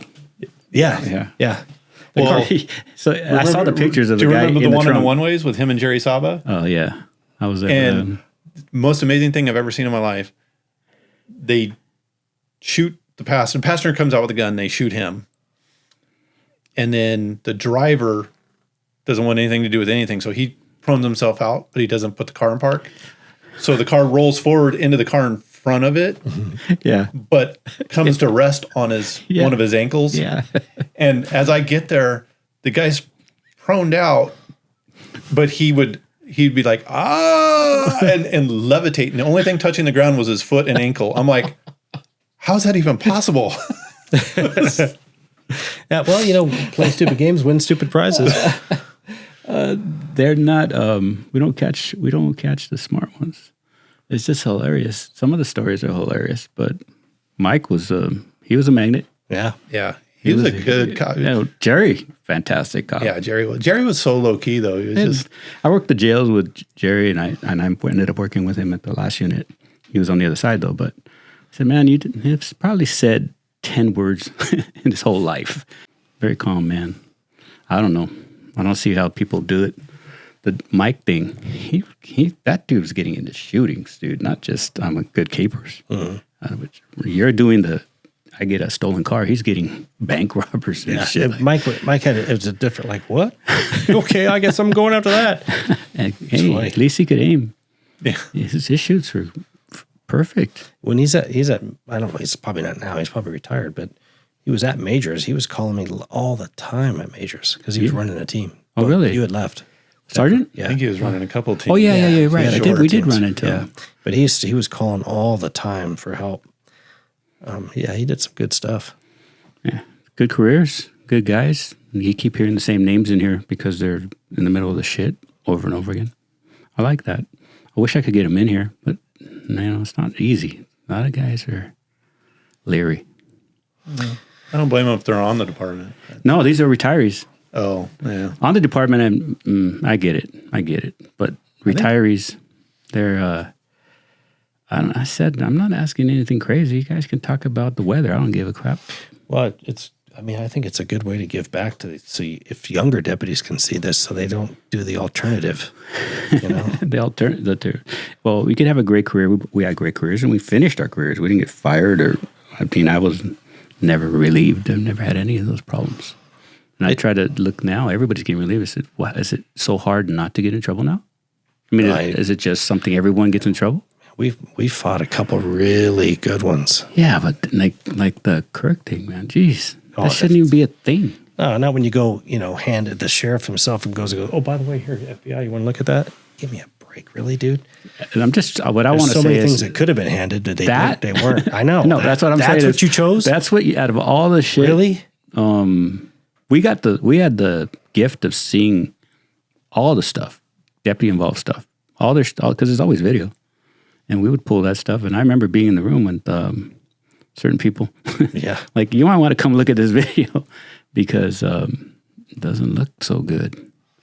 Sometimes it was, he's fine. Sometimes it was like, well, maybe there's another angle. Yeah. But we had to see all that stuff. We got to see all the preview. And we knew before Homicide did. I want to come watch this. You probably want to watch this. It's not going to be good. Because, they're making split-second decisions, and I get to watch it in slow motion 10 times. It doesn't work. I mean, if you think about it, for 30, what'd you say, 94 years sitting in this room? Mm-hmm. If you think about it, remember Mike Scott at Norwalk when he was working with Timberlake as a trainee, he got shot in the head with an AK. Where actually the round tumbled. It didn't hit him because it would have blown his head off. Jesus. But I mean, he never got to go. He was never really the same after that. He's a great guy. He got to finish his career. He came back after he was, well enough and all that. But I mean, shit, dude, I almost didn't make it. I was just off training, almost killed myself in an accident. Yeah, well, I know you're driving. I've driven with you before, dude. I'm kind of. This one wasn't my fault. I didn't want to say anything because I was trying to be nice, but man, I remember clown cars in Maryland, dude. I've been in the car with you. This one I was ice skating. You crashed me in Lennox's area once too, just trying to punch the button to go in the gate. I mean, Jesus. It's like, I don't know, 3 a.m. We're sitting at the gate at South LA, and of course I'm the younger of the two, so I drive everywhere, and it's pitch black. I mean, I'm at the gate punching the code, and here comes this civilian employee, and just boom, runs right into the back of my car. Just slams into our back. You didn't see me? What the hell? Were there only 2 cars in the parking lot? He runs into the only 2 cars, and now of course that's my car. No, but he got in that TC on training. You're off training, right? I'll tell you the story because this is that's why I always look back and go by the grace of God, dude. Because when I finish the story, you'll be like, "What the hell?" No, I know the story, and I'm like, "Why are you? How are you sitting here? That would have been dead." If John knows this, but I get a call to. I was just off training, working 45 King 1. Joe Van Dam. He. It was right after Christmas when everybody who has time on is taking time off because they have time to burn. So I was still on training, but Joe was taking off, and he didn't want me being with certain TOs on earlys or whatever. So they gave him a hard time. So, well, you can't without him being off or whatever. You can't take the time off. We don't have bodies. He goes, great. He signed off. He grabbed my thing, signed me off. He goes, there you go. Now he can work 45 Q1. I'm off. So that's what he did. He goes, he's ready anyways. I was waiting until I got back. I was going to do it anyways. I was just trying to get the time off. so here I am. And I'm working King 1. It's like 2:30 in the morning, pouring down rain. Got the back windows down. Everybody, like you guys all taught, everybody taught. And we get a 211 now at P&E, right there at 7-Eleven at Excelsior and Pioneer. And I'm on Alondra. And so I start heading for it. It's my call. I contain it or set up a containment and all that stuff. But it's pouring. And of course, it's my first week off training. I'm in an old Shamu, an old Caprice. The windshield wipers, I don't think they had any. I mean, it went across and it made like an oil streak on it. You're like, what the hell? So, and what am I going to do? Just made it worse. I'm going to walk into the watch sergeant. This car's windshield wipers don't work. Take it anyway. Okay. So I go. I'm driving. I've got my head out the window. It's that bad, right? So I'm driving. I'm going about 45. I get to just before Alondra, and I hit. I'm in the slow lane, or the lane closest to the curb, and I'm right at Norwalk and Alondra, and I didn't realize it because, like I said, my windshield wipers didn't work with the crap, so my windshield's just completely covered with water. I can't see anything, and I little did I know the water was up and over the cars that were parked at the street against the curb for the apartment complex. They were sitting in standing water, and the water was up over the curb. It had gone all the way into like the middle of it. Yeah. So I hit a pretty deep puddle, right? And I didn't know.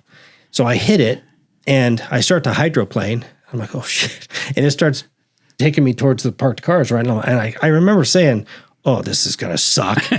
First week, Joe's gone. I'm going to take out a whole, and Joe was in an accident right off training and he cut a car in half. Oh, Jesus. They literally cut his car in half. So, I start steering left, the car doesn't really react. I'm like, oh shit. So I steer a little bit more and finally the car reacts to the steering wheel being turned, little did I know, 180 degrees. Yeah. So the car flips 180 and now I'm looking southbound, right? But my car's still going westbound. Oh, and I speed up and I'm like, what the hell? And I look up or I look out the passenger window and I'm by myself and I go up on the center divider and I'm hanging onto the steering wheel looking at the concrete light pole and I think, oh, this is going to fucking hurt. And then I'm out. Bam. Get knocked out. I don't know how long I'm out, but I shear that concrete light pole off and the car went around it several times because, those things are tapped with rebar. So the rebar went around the motor and they could not get the car off the center divider for hours apparently. So I hit that thing and I'm knocked out. When I come to, I get on the grab for the radio, and all the lights are out in the car. There's a huge hole in the center of my windshield. I'm thinking, did I hit my head? I'm like, you know, and there's this huge hole in my, so I get on, try to grab the radio, put it out. It's dead. So I grab my handheld and I put it out, and I click up one to call Norwalk desk and let them know, hey, I was in a TC. Don't send anybody down here, code 3, that it's completely flooded at Norwalk and Norwalk and Alondra. So they don't do what I did, because maybe their windshield wipers didn't work either. So, but in the crash, I had went over to East LA's frequency. So when I clicked up, I went to their LTAC, and I put it out, and they said, hey, 45 King 1, you got Pico's LTAC. Go back to Norwalk. They didn't ask for help. They didn't even They didn't say, are you okay? Can you want us to call? Nothing. So I count the numbers, get back, and I put it out.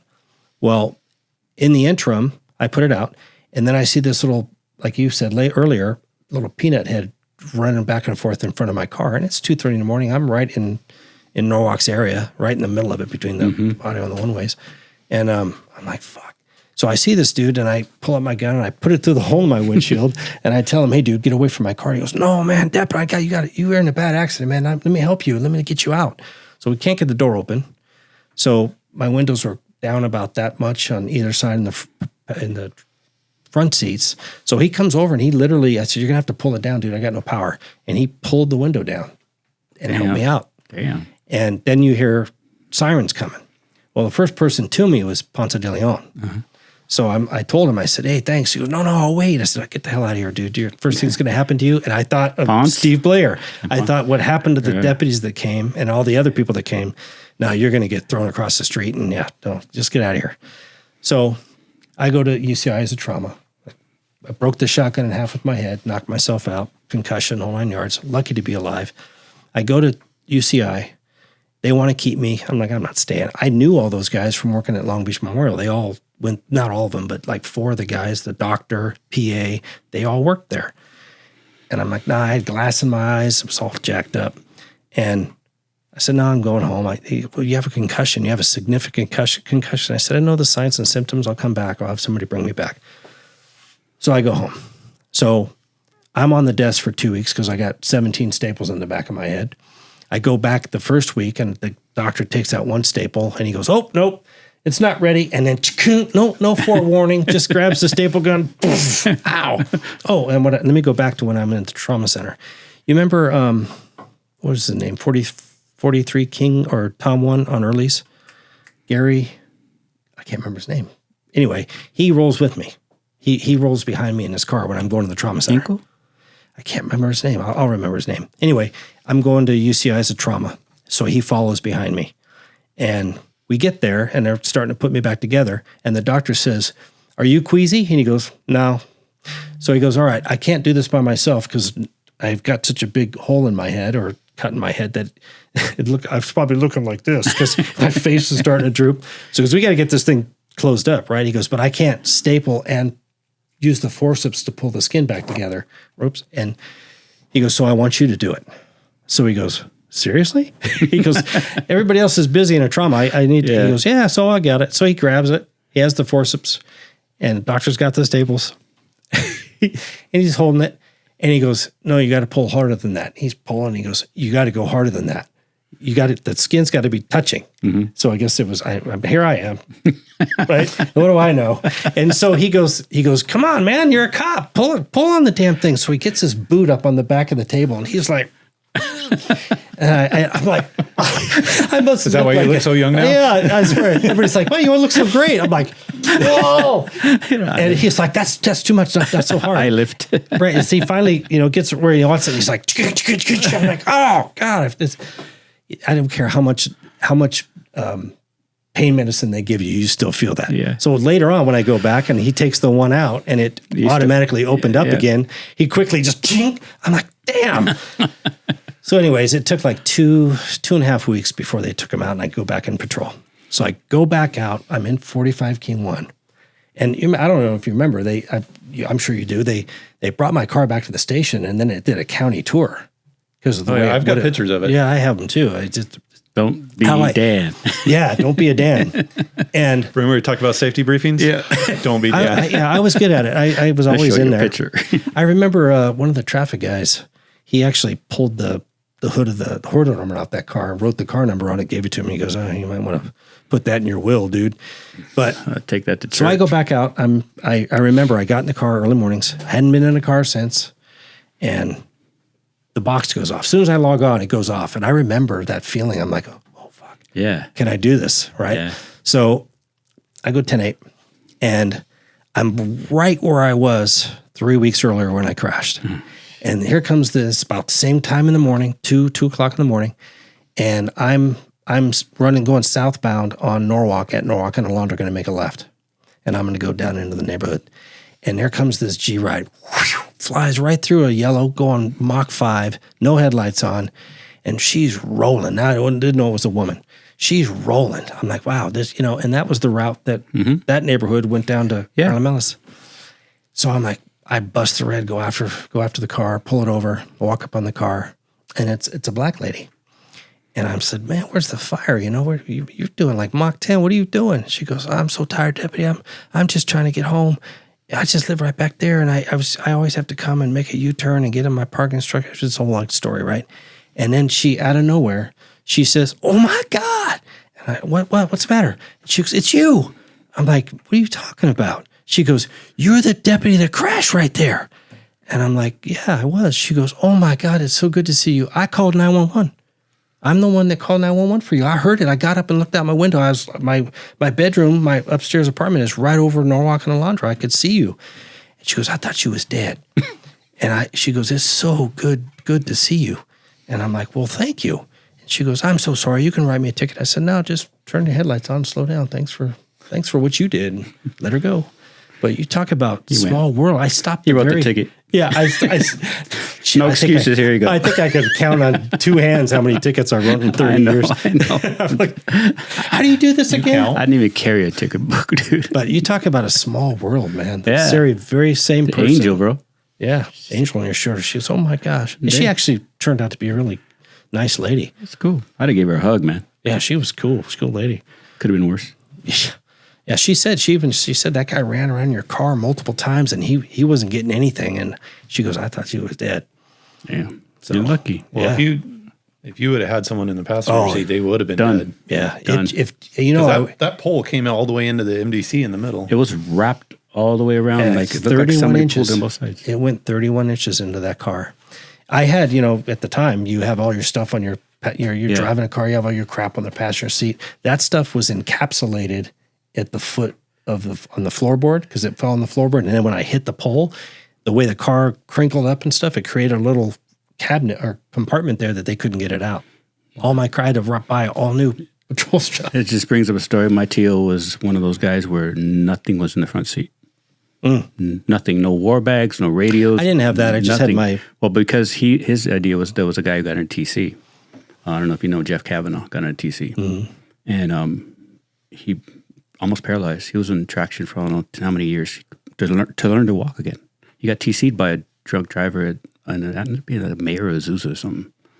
But wiped him out. Yeah. And he they thought he wasn't going to walk. But his story was, I was broken. I couldn't even, thought I was going to die. And I kept screaming to the nurses that my rib cage was killing me. My rib cage. And I'm telling you, he was broken. Everything was broken in his body. He got wiped out. And what it was a cap to those stupid little county pins, the little black pins that they give free at the county. Everybody has one. That pin had lodged in his rib cage like a bullet. Damn. And he said it was the most excruciating pain he'd ever had in his life was that stupid little cap. So my TO and everybody else was like, none of these things, because everything's a projectile. You know what when that impacted, especially everything. So nothing was in the front seat. Nothing. We put reports in the sun visor and that was it. And it was because guys had learned, we're going to get in TCs like yours. If you all that stuff in your seat, you'd have hit the other way, would have been on you. Oh, yeah. I wasn't. If it had gone the other way, it wouldn't have mattered. But he would have been dead. He would have killed me. But he would have killed Joe if he was in the car. Yeah. Yeah. But all these things are things you can avoid. Some guys will seatbelt their bags in. I get that's cool. I didn't wear my seatbelt. And the guys that Nobody wore that seatbelt. no, and there was for good reason, and people don't understand this, but when you put a seatbelt on and you're right-handed and have a gun belt on, it goes right under your gun, right under your holster. It eventually, the seatbelt will work itself right under the holster, and you go to jump out of the car because whatever, it's going to pull you right back in. Yeah. Even if you hit, you undid it. It just pulled you right back in. Never wore a seatbelt. But the trauma, the guy at UCI, the doctor that I knew, he goes, "Were you wearing a seatbelt?" And I said, "No." And he goes, "Yeah, it's probably a good thing." Really? And I said, "Why?" And he goes, "Well, you broke the shotgun in half." They told him, they want to know what the mechanism of injury is. Yeah. So the paramedics do that while if they have time. And they did it because they had time. I mean, when they got there, I was standing up against the car. The guy helped me out. But so I hit the shotgun. I was going toward, when you hit like that, you're going towards the passenger side. So I go up in my seat, not wearing my seatbelt. I go up. My head hits the front side on the Ithaca, and that's what ripped me open. But my shoulder, Did it have a bead on it? Yeah. They never have beads on it. Yep, that one did. You had the one with the bead. I had the one. I've got a good one, damn it. Little did I know I was going to get in a car accident. But Your luck. my whole body, what kept me where I was, I could have went all the way over because I wasn't wearing a seatbelt. But what kept me where I was is at that time, the shotgun was locked between the passenger and front seat. That's what kept me right there in that little compartment. If you look at the picture of the inside, had I gone any farther, the way that the top of the car folded in, I would have hit my head on that and it probably would have killed me. So the shotgun actually saved my life. Well, traffic accidents are the one killer of cops. Yeah. Well, and last thing, the reason he said it is the seatbelt, because of the way it would have pinned on me, it would have probably at least at minimum fractured my hips. Oh, Jesus.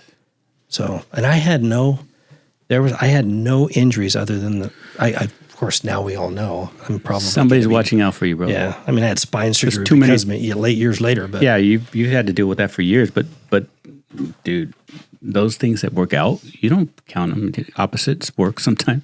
I mean, Jesus. I can't, how many people There's a meeting. crashed right after that? Remember that in Norwalk? Everybody crashes. Healy went right through that building, responding to Pico. With a ride along? Yeah, all kinds of people crashed right after Everyone How crashes. did you do that? that. They're like, went right into a building, dude. We drive like fast. Just the way it is.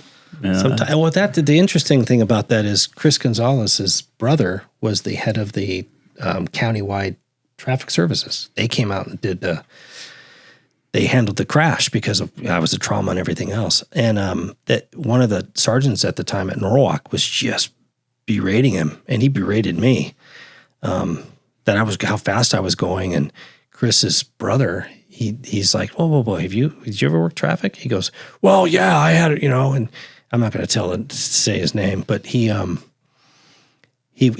like livid about it. And he's, look how fast he was going. And the guy goes, let me walk you through this. He'd already done the measurement, the skid measurement.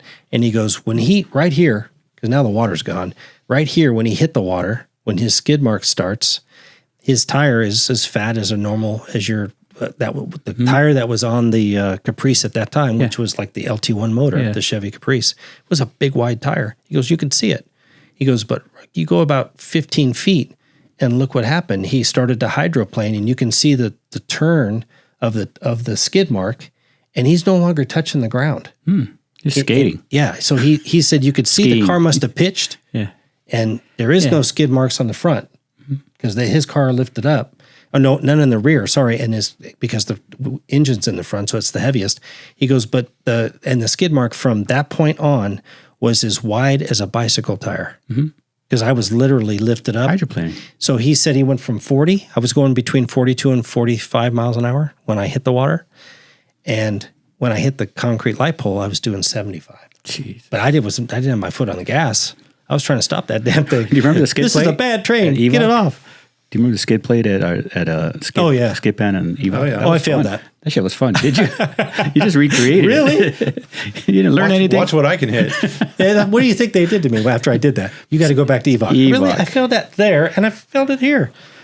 No. Well, those traffic guys say, I mean, we bag on traffic, but No, they know their shit. but they know their shit. And yeah. I mean, do you remember Chuck Gonzalez? You may have been there too. Yeah, when Chuck. he went in pursuit of that, That ding? the crazy Asian Oh, lady my in a gosh. minivan driving the wrong way on Imperial, and she went on the wrong side and all the Norwalk and Bloomfield, right? yeah, and all Imperial the and west. We Bloomfield. were going westbound, and all the westbound lanes were blocked. The only thing that was open was a left-hand turn bay, and Chuck timed it perfect. He got into that left-hand turn bay and because the light was red, so all the cars were stopped both directions. So she was on the wrong side of the road, but she had to come back to the right side. And as she made that attempt to come back to the right side, Chuck just Bam. T-boned her, nailed her. He made the Stopped it. decision. She would have killed someone. Yeah, and Well, that's the what way he said. she was driving, she He goes, would have killed And the sergeant was pissed because he's like, this is a TC, and you tried to pit her, and he's like, I was stopping her. She was going to kill someone, and that sergeant called traffic services, and traffic services like, it's not an accident. Nope. That deputy used his car as a That's weapon. force. Yeah, that deputy used his car as a weapon to stop that. Legal force. And he's probably lucky that he did, because she probably would have killed someone. It was Friday night rush hour. So at Bloomfield, they were all just stopped at a red light, and that's what she was going for when he hit her. Well, you see on those streets, they're full of kids too. Oh, yeah. Especially because of the library and all this. There's kids everywhere in Norwalk. That's one thing about that town. Kids roam. Yeah, that you talk about a quick second. That was awesome. That was a quick decision awesome. he made. Yeah, and he timed it perfect. That was awesome. The only traffic story I have is Chippies pulled me over one time and almost arrested me. I knocked it. Go figure. I'm going to tell you something that you're not going to even believe or not even laugh at. I knocked a door off a patrol car at old Lennox. And guess who came for that? CHP. Yeah, because they have to take on the property. Yeah. I'm like, really? County area. No, he decided he was going to give me a lecture. Because you have to tell me you have a gun in the car. I'm a off-duty deputy sheriff. I have a gun in the car, and he's like, you guys, and he does all that shit. He starts huffing and puffing, complaining that we all act crazy when we drive and do stupid stuff, and I finally got tired. Cause I like Chippies. I worked with those guys because at the station I worked at, we gave them a whole row of lockers, so they wouldn't have to go to Montebello. So they would dress out of the nut. That's a long way. Yeah, so they would come in. So Chippies are fine, but this guy wasn't one of them. And I said... He wasn't fine. He starts complaining about how deputies are, and I said, how can I say this? I said, your partner wasn't complaining when I cut his seatbelt when he was flipped upside down on the 60 freeway at the 57, screaming for me to let him go because there was fuel leaking into the car. I said, he wasn't complaining. And he just got my license. He goes, I just grabbed him. Fuck, walk away, dummy. Yeah. What are you going to lecture me? How many times Just give me the ticket. were we pulled over in our undercover cars? All the time. CHP. All the time. And they'd get pissed. You're like, I'm rolling to Lancaster for a murder. Yep. I live all the way down in the LA basin. You would think I'll get right there, dude. We're driving titaniums that look like cop cars. It's just whatever. Come on, man. I know they have a job to do. I get it. The Chippies I really loved was when I grew up in Firestone. Those guys were like sheriffs. Yeah. That's what they did. That's where they were always in there. So they were good at their job. Yeah, that was interesting. When I went to Lennox and when I worked Century Get, I was not used to that. To see CHP patrolling the neighborhood like that. And I was like, this is badass. These guys are good, man. No, they're good. They were doing crime stuff, not traffic stuff. They were doing a lot of that. That was awesome. Everybody has their own mission. Like you said, traffic cops, there's a great need for them. They're fantastic at their job. They're just different people. I mean, I've said it here. I couldn't do the job because you're just making everybody miserable all day long. Yeah. Everybody hates to see you. I mean, there's times when people like to see us, but traffic, never. Yeah, when I was working the gang team in Century, they were having a black versus brown gang war, and CHP had a grant on it was 3 nights a week, so they were heavy, and then they had the hit team or whatever, the homicide intervention team or whatever they called themselves. Yeah, the SIT team. There was a SIT or team. the SIT team, yeah. And then you had the Century SAO teams, you had GET, OSS, everybody. I mean, that place was flooded. Yeah. And so someone came up, we were all doing briefings. So CHP was in the briefings with us, and someone came up with this idea. They're like, because all the CHP guys were on overtime for the grant. So they went after the more aggressive guys that they knew were going to go out there and caper. And so they're like, hey, we should put a deputy in one of the CHP cars, and then because they were rolling 2-man units too, and we'll put the CHP partner. We'll put the CHP partner in the deputy's car. Oh, wait. And we're like, Really? What if we go in pursuit? And they're like, well, if you're in the CHP car, you go by CHP policy. If you're in the deputy car, you go with deputy policy. And we're like, but what if the CHP driver's driving the deputy car? And we're like, then it's stolen. Like, don't do it. I don't know, but it doesn't seem like it's going to work out too well. We did it one night. That was it. They had a, you remember the summer, well, when you were at Carson or OSS, you were part of the harbor area gang task force. I remember once a week we'd all go into one particular area, whatever it was, and they would do that. They'd hey, let's all mix them up. And somebody said, they said exactly that. They said, well, whoever's got the hold of the steering wheel, whatever badge she's wearing, that's the department you're going to be, those are the policies they're going to be guided by. So this is funny. So we did it, right? Everybody complained, but they said their thing, and the powers that be are like, go, ready, break. So we were 4 deep. So there wouldn't be so many cars, right? 4? Yeah. So our one night, so I go out and I'm with a guy from LAPD was driving. It was his car. And there was a guy from Harbor Patrol in the back, big black guy, funniest guy, right? And he drove around with it was all 3 of us. And every time we stopped a car, back then the Christopher Commission was on. So these guys couldn't do crap. LAPD they had their hands tied. I'm like, what if we pull them out of the car? Oh, I can't. Why? Oh, yeah. So I'm like, oh, this is frustrating, right? So I thought I was frustrated. But the guy in the back seat was, take me home, man. We're not working. So anyway, we stopped this guy, and he's a gang member. And the guy meets him in between our 2 cars. I get out, I'm passenger, right front passenger. I get out, and I said, hey, dude, get back in your truck. And, he's right up on the LAPD. But there's another guy in the car. So I'm watching the car. And of course, the guy in the back seat gets out. He's riding behind the driver. Mm-hmm. So he gets out. And he's standing right behind him. And he's just letting him berate him because they got their hands tied. Yeah. He's like, if I say anything, I'm going to give it right now. Mm-hmm.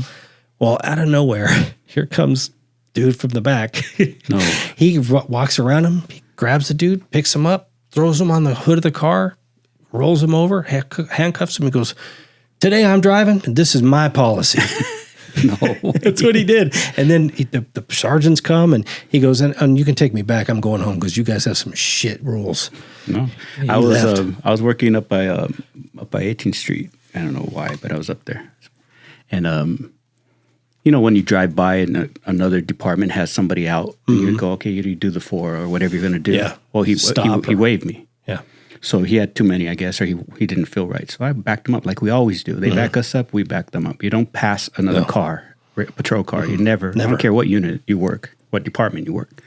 So I got out, and you don't intermingle. You just kind of like make sure he's okay. What do you need? Yeah. Yeah. Do you need help? And he'll tell me if he needs help. But I just stood and kind of watched. And then he had them all out in the car, and they're how they do. They used to do where you had to put their hands on the hood, but they're all around the car, around the car. So he's got a good stop. It's a great stop. I would have stopped these guys if he didn't. But I'm waiting. I'm going, what the hell are we doing? Why didn't I realize he had a guy in the back seat? What are we doing? I was waiting for a sergeant. What are you waiting for a sergeant for? He goes, because I'm going to arrest him. I said, what do you mean? Then arrest him. He goes, no, we need a field sergeant to come out and approve my arrest before I can take him to the station. He goes, you guys don't do that? I go, nah, man, we make arrests all the time. I don't need a sergeant for shit. I can grab a guy that's doing something wrong and throw him in the car, take him to jail. You got to run it by a sergeant after you book him. Yeah. He goes, no, we can't transport him until he's been approved by a sergeant. Now, I don't know if that's a station thing or a time thing, but that's what he told me. Damn. And I said, damn. You have the power. Why do you need someone to come and prove your... At that point, you just may as well have sergeants work in the field. Exactly. Yeah. That was What's the point of having an officer? Total true story. Another department, I'm not going to mention the department, had a bunch of gangbangers out, and I did that. LAPD. It wasn't LAPD. Because I get LAPD guys in there. I don't want to burn these guys. It was a different department. It was. And he had 4 deep, and I pulled over. But he gave me the 4. And I didn't. I'm like, hell no, dude. I know where you're at, and I see what you stopped. I'm not leaving. And I go, that's good. I'll wait. And I just go like, yeah, I'm good. And he kind of gets like, oh, I guess you're going to watch me. He seemed nervous. You know what I'm saying? He just seemed nervous. So he goes, all right, and then puts them all in the car, lets them go. There's just a good shake, bro. I'm talking a good shake. And I'm sitting there waiting. He drives away. Car pulls off. I get behind it, pull it right back over to go through all my shit. I don't remember what I got, but I go, dude, that's too good. You didn't go through the car? Yeah. You have to go through the car. Yeah, but if you're not doing your job, if you're not searching for stuff, you got to find it, dude. I mean, you got to search. You can't just, Well, you know your way to get in, and you know how to get in legally. But I'm not letting that car drive away. Not with those knuckleheads driving. There's something going on. Like I said, I can't remember. I'm not going to make something up. I just know I pulled him right back over. You do cool shit like that. But I know I kept you guys a while. Past your bedtime. You're retired, dude. You take like 3 naps a day. I would be sleeping if you hadn't called me to come in. I'm kidding. I still don't sleep. You guys got anything going on? Nothing? No, just got another scan coming up. How'd it go? I don't know. Oh, you got it coming up. No, I'll be taking it probably right after Thanksgiving. Okay. And that'll be my right about the 2-year mark, which If if that one's clean, then my outlook improves dramatically. So. Awesome. Yeah, once you hit 5 year, they consider you a recession, right? Or No, remission. no. Remission. Most cancers, yes. My particular tumor, they've had some late reoccurrences after 5 years. Oh. So they monitor you for 10. They'll go 10 years before they call you cancer free. damn. Are you drinking? No, not really. Nothing? I can have one every once in a while, but I'll buy a soda when your return comes back, dude, because that's amazing. yeah. So it's So just, happy but for you. after like the 2 years, the high majority of cases come back within Yeah. the first 2 years. You have to monitor And then it. afterwards it drops Significant. dramatically. Yeah. Yeah, but if you keep on the monitoring, they can get ahead, right? Instead of being, I mean, at this point, there's not. well, what you had, you shouldn't be sitting here right now. We talked about it. No, I got lucky. And, I got lucky. and I'm thankful you're here, and I'm so happy you're here, and I know your family's probably ecstatic. But I'm gonna get mad at you if you're not living life, dude. You should be. I'd be in Vegas every weekend if I was you, dude. I'd be broke. I'd have spent. I would be all broke my if money. I was in Vegas every weekend. and I would be happy because I've got a wife. Remember, she knows how to spend money. Trust me. Paul, she'll take you. She'd probably book it. But you guys, Oh yeah. Well, if I let her, we'd be there right now. they better invite. But what I'm saying is, that's a new lease on life, brother. I mean, that's a huge. You dodged it, and hopefully you continue to dodge them. But you just don't get blessings like that all the time, dude. You lucked out. We talked last time you came on my show. Yeah. As a matter of fact, That scan was amazing. my buddy who was in my wedding, who's got pancreatic cancer, his brother Keith French, works Compton. He's having surgery on the 30th. So You said some people reached out after the last time you were on me. I did. I had one reach out. Yeah. Good. So- Well, that's good. and her results were very positive. So Good. So That's she's good. kind of just in a monitoring. Is that still thing. cool if they call you if they need? Yeah, absolutely. If right. anybody, going through, I mean, mine was pancreatic, but I mean, anything, if you guys, like we talked about, people just don't advocate enough for themselves. Yeah. So, I mean, I'm by no means an expert, but I can tell you what I've been through and kind of You have the experience. the stuff that I've I mean, experienced. it's scary for people. They want to hear They want to hear what's happening. You hear the C word, but the bottom drops out after that. Oh, no shit, man. Well, Talk we're all about- touched by it. Every one of us. I mean, my dad died from it. It's not a friendly thing, but it's good if you have an advocate, like you said. I think I appreciate that, and if anybody calls me, I'll definitely direct them to you. Absolutely. And I think everybody watching that needs that should call you, because I know you'll explain things well. You'll help them through. You're a good sergeant. Yeah, thanks for babysitting us right there at the end there, buddy. Not sure. I really wouldn't be didn't in know what was prison. going on. You guys were just saying a bunch of words to me. I didn't. You got to do human trafficking with us, right? Did you ever get to do any of those I ops? didn't know that. Started to wind down before you got there. Well, I got there right before COVID, so everything kind of that's really, right. Yeah, really that's right. changed. So Yeah. Well, you too, Dan. Thank you for coming out, Anytime. dude. Retired. Yeah. Retired. Finally. Retired. I kept checking my. I kept the checking. crowd goes wild. Yeah, the department went wild. They're like, finally, God. I saw some monkeys flying, dude. Dude, because you and I were in the car for 12 years, and we had some rough times. There were like rough times where people were trying to basically get rid of us. But you made it, so you get to spit in all the eyes Well, of it's the funny people why who they were wanted doubters. Yeah, they didn't want to get rid of us because we did anything wrong. They wanted to do it so they can control some stuff. No, but we were a great team. Yeah. Because we teamed up, and then John Steele came in, and we were solid. Yeah, Solid. We didn't have to worry about the department. No. We had a buffer. No, but alone, just me and you alone, we did fine, but it was hard. We had the top, stars coming after us, not bars. Yeah, no, it was all the way up. But, That's okay. But now that you're retired, I want you to, and you're leaving, so I got to get you in here again. I got time. Before you leave me. Coming right back. Right after I get there, I'm coming right back. Cause I'm talking permanent residence. No, I know, but I'm coming right back. Right after I'm gone, I'm coming right back for, Linda will be here for like a month. Okay. Wow. So I'll be here for a little bit. Open seat. You too, John. Let's get what do you call it what's your old partner's name? Robbie. Robbie. Is he still even in? I would love to have you, Robbie, here because I can find out some secrets. Because Robbie will tell the truth. Oh, I won't. If he's not flying a helicopter, maybe he could come in. Yeah, I don't know. I don't know what Robbie's doing. Why not? I know that him and Joe are very tight, and Joe's in. Well, I think actually Joe came back. Well, three Norwalk guys would be cool because you guys know Is Joe not your stuff. in Arizona? He came back. He did? Yeah, he came back. Living? Last that I knew, he was. I found out because he at Greg's retirement. I ran into him prior to that, and he came back. Greg who? Greg Gutierrez. Grumpy Greg. Greg retired? Oh, he's been retired. Yeah, he was. Where was he at, dude? You were gone already. Oh, I scared the hell out of Greg. We did some stuff at Walnut, and he was lieutenant. He was the DB lieutenant at Walnut, and he saw me and he goes, "What are you doing here?" and I said, "Hey, Greg." And I said, "What are you doing here?" And he goes, "What are you doing here?" And I said, "How long have you been here?" He goes, "I just got here." And I said, "Oh, good, I'm done." He goes, "What do you mean?" I said, "Been in your office all morning." And he took me serious. He thought I was doing. I said, I went to Holly's charity over the weekend. Holly Guerrero, G's wife's, because she passed from cancer. And I was talking to Dan Duran, because he goes, "You're the only one that calls me Danny."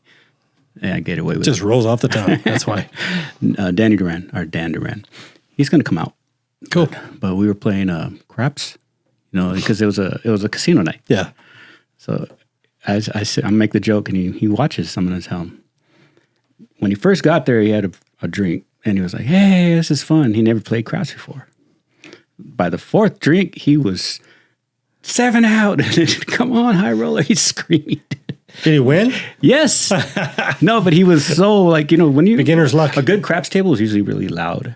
So he said, "I always wanted to play craps because it seems like it's so much fun with everybody." Well, it's only funny if when somebody's winning. Exactly. And he was winning, and it's freaking paper money, so it's not even real money. But he went to a good cause, cancer again. Yeah. I mean, the biggest thing is finding it early. That's your best bet, to be honest. No, I don't think there's my dad went over several different battles, but you got to get checked. I shouldn't talk because I'm not one of those people who gets checked, but you should get checked. You and me both. All right. Let's wrap it up, guys. I know you got to go feed your dogs and stuff. He's got a Chihuahua at home. Yeah, you kept more that than dog, one, didn't you? After he bit him, he took him. You kept that dog. Fingers. Put a handle on him. Thanks for coming out, brothers. Anytime, man. Anytime. Mr.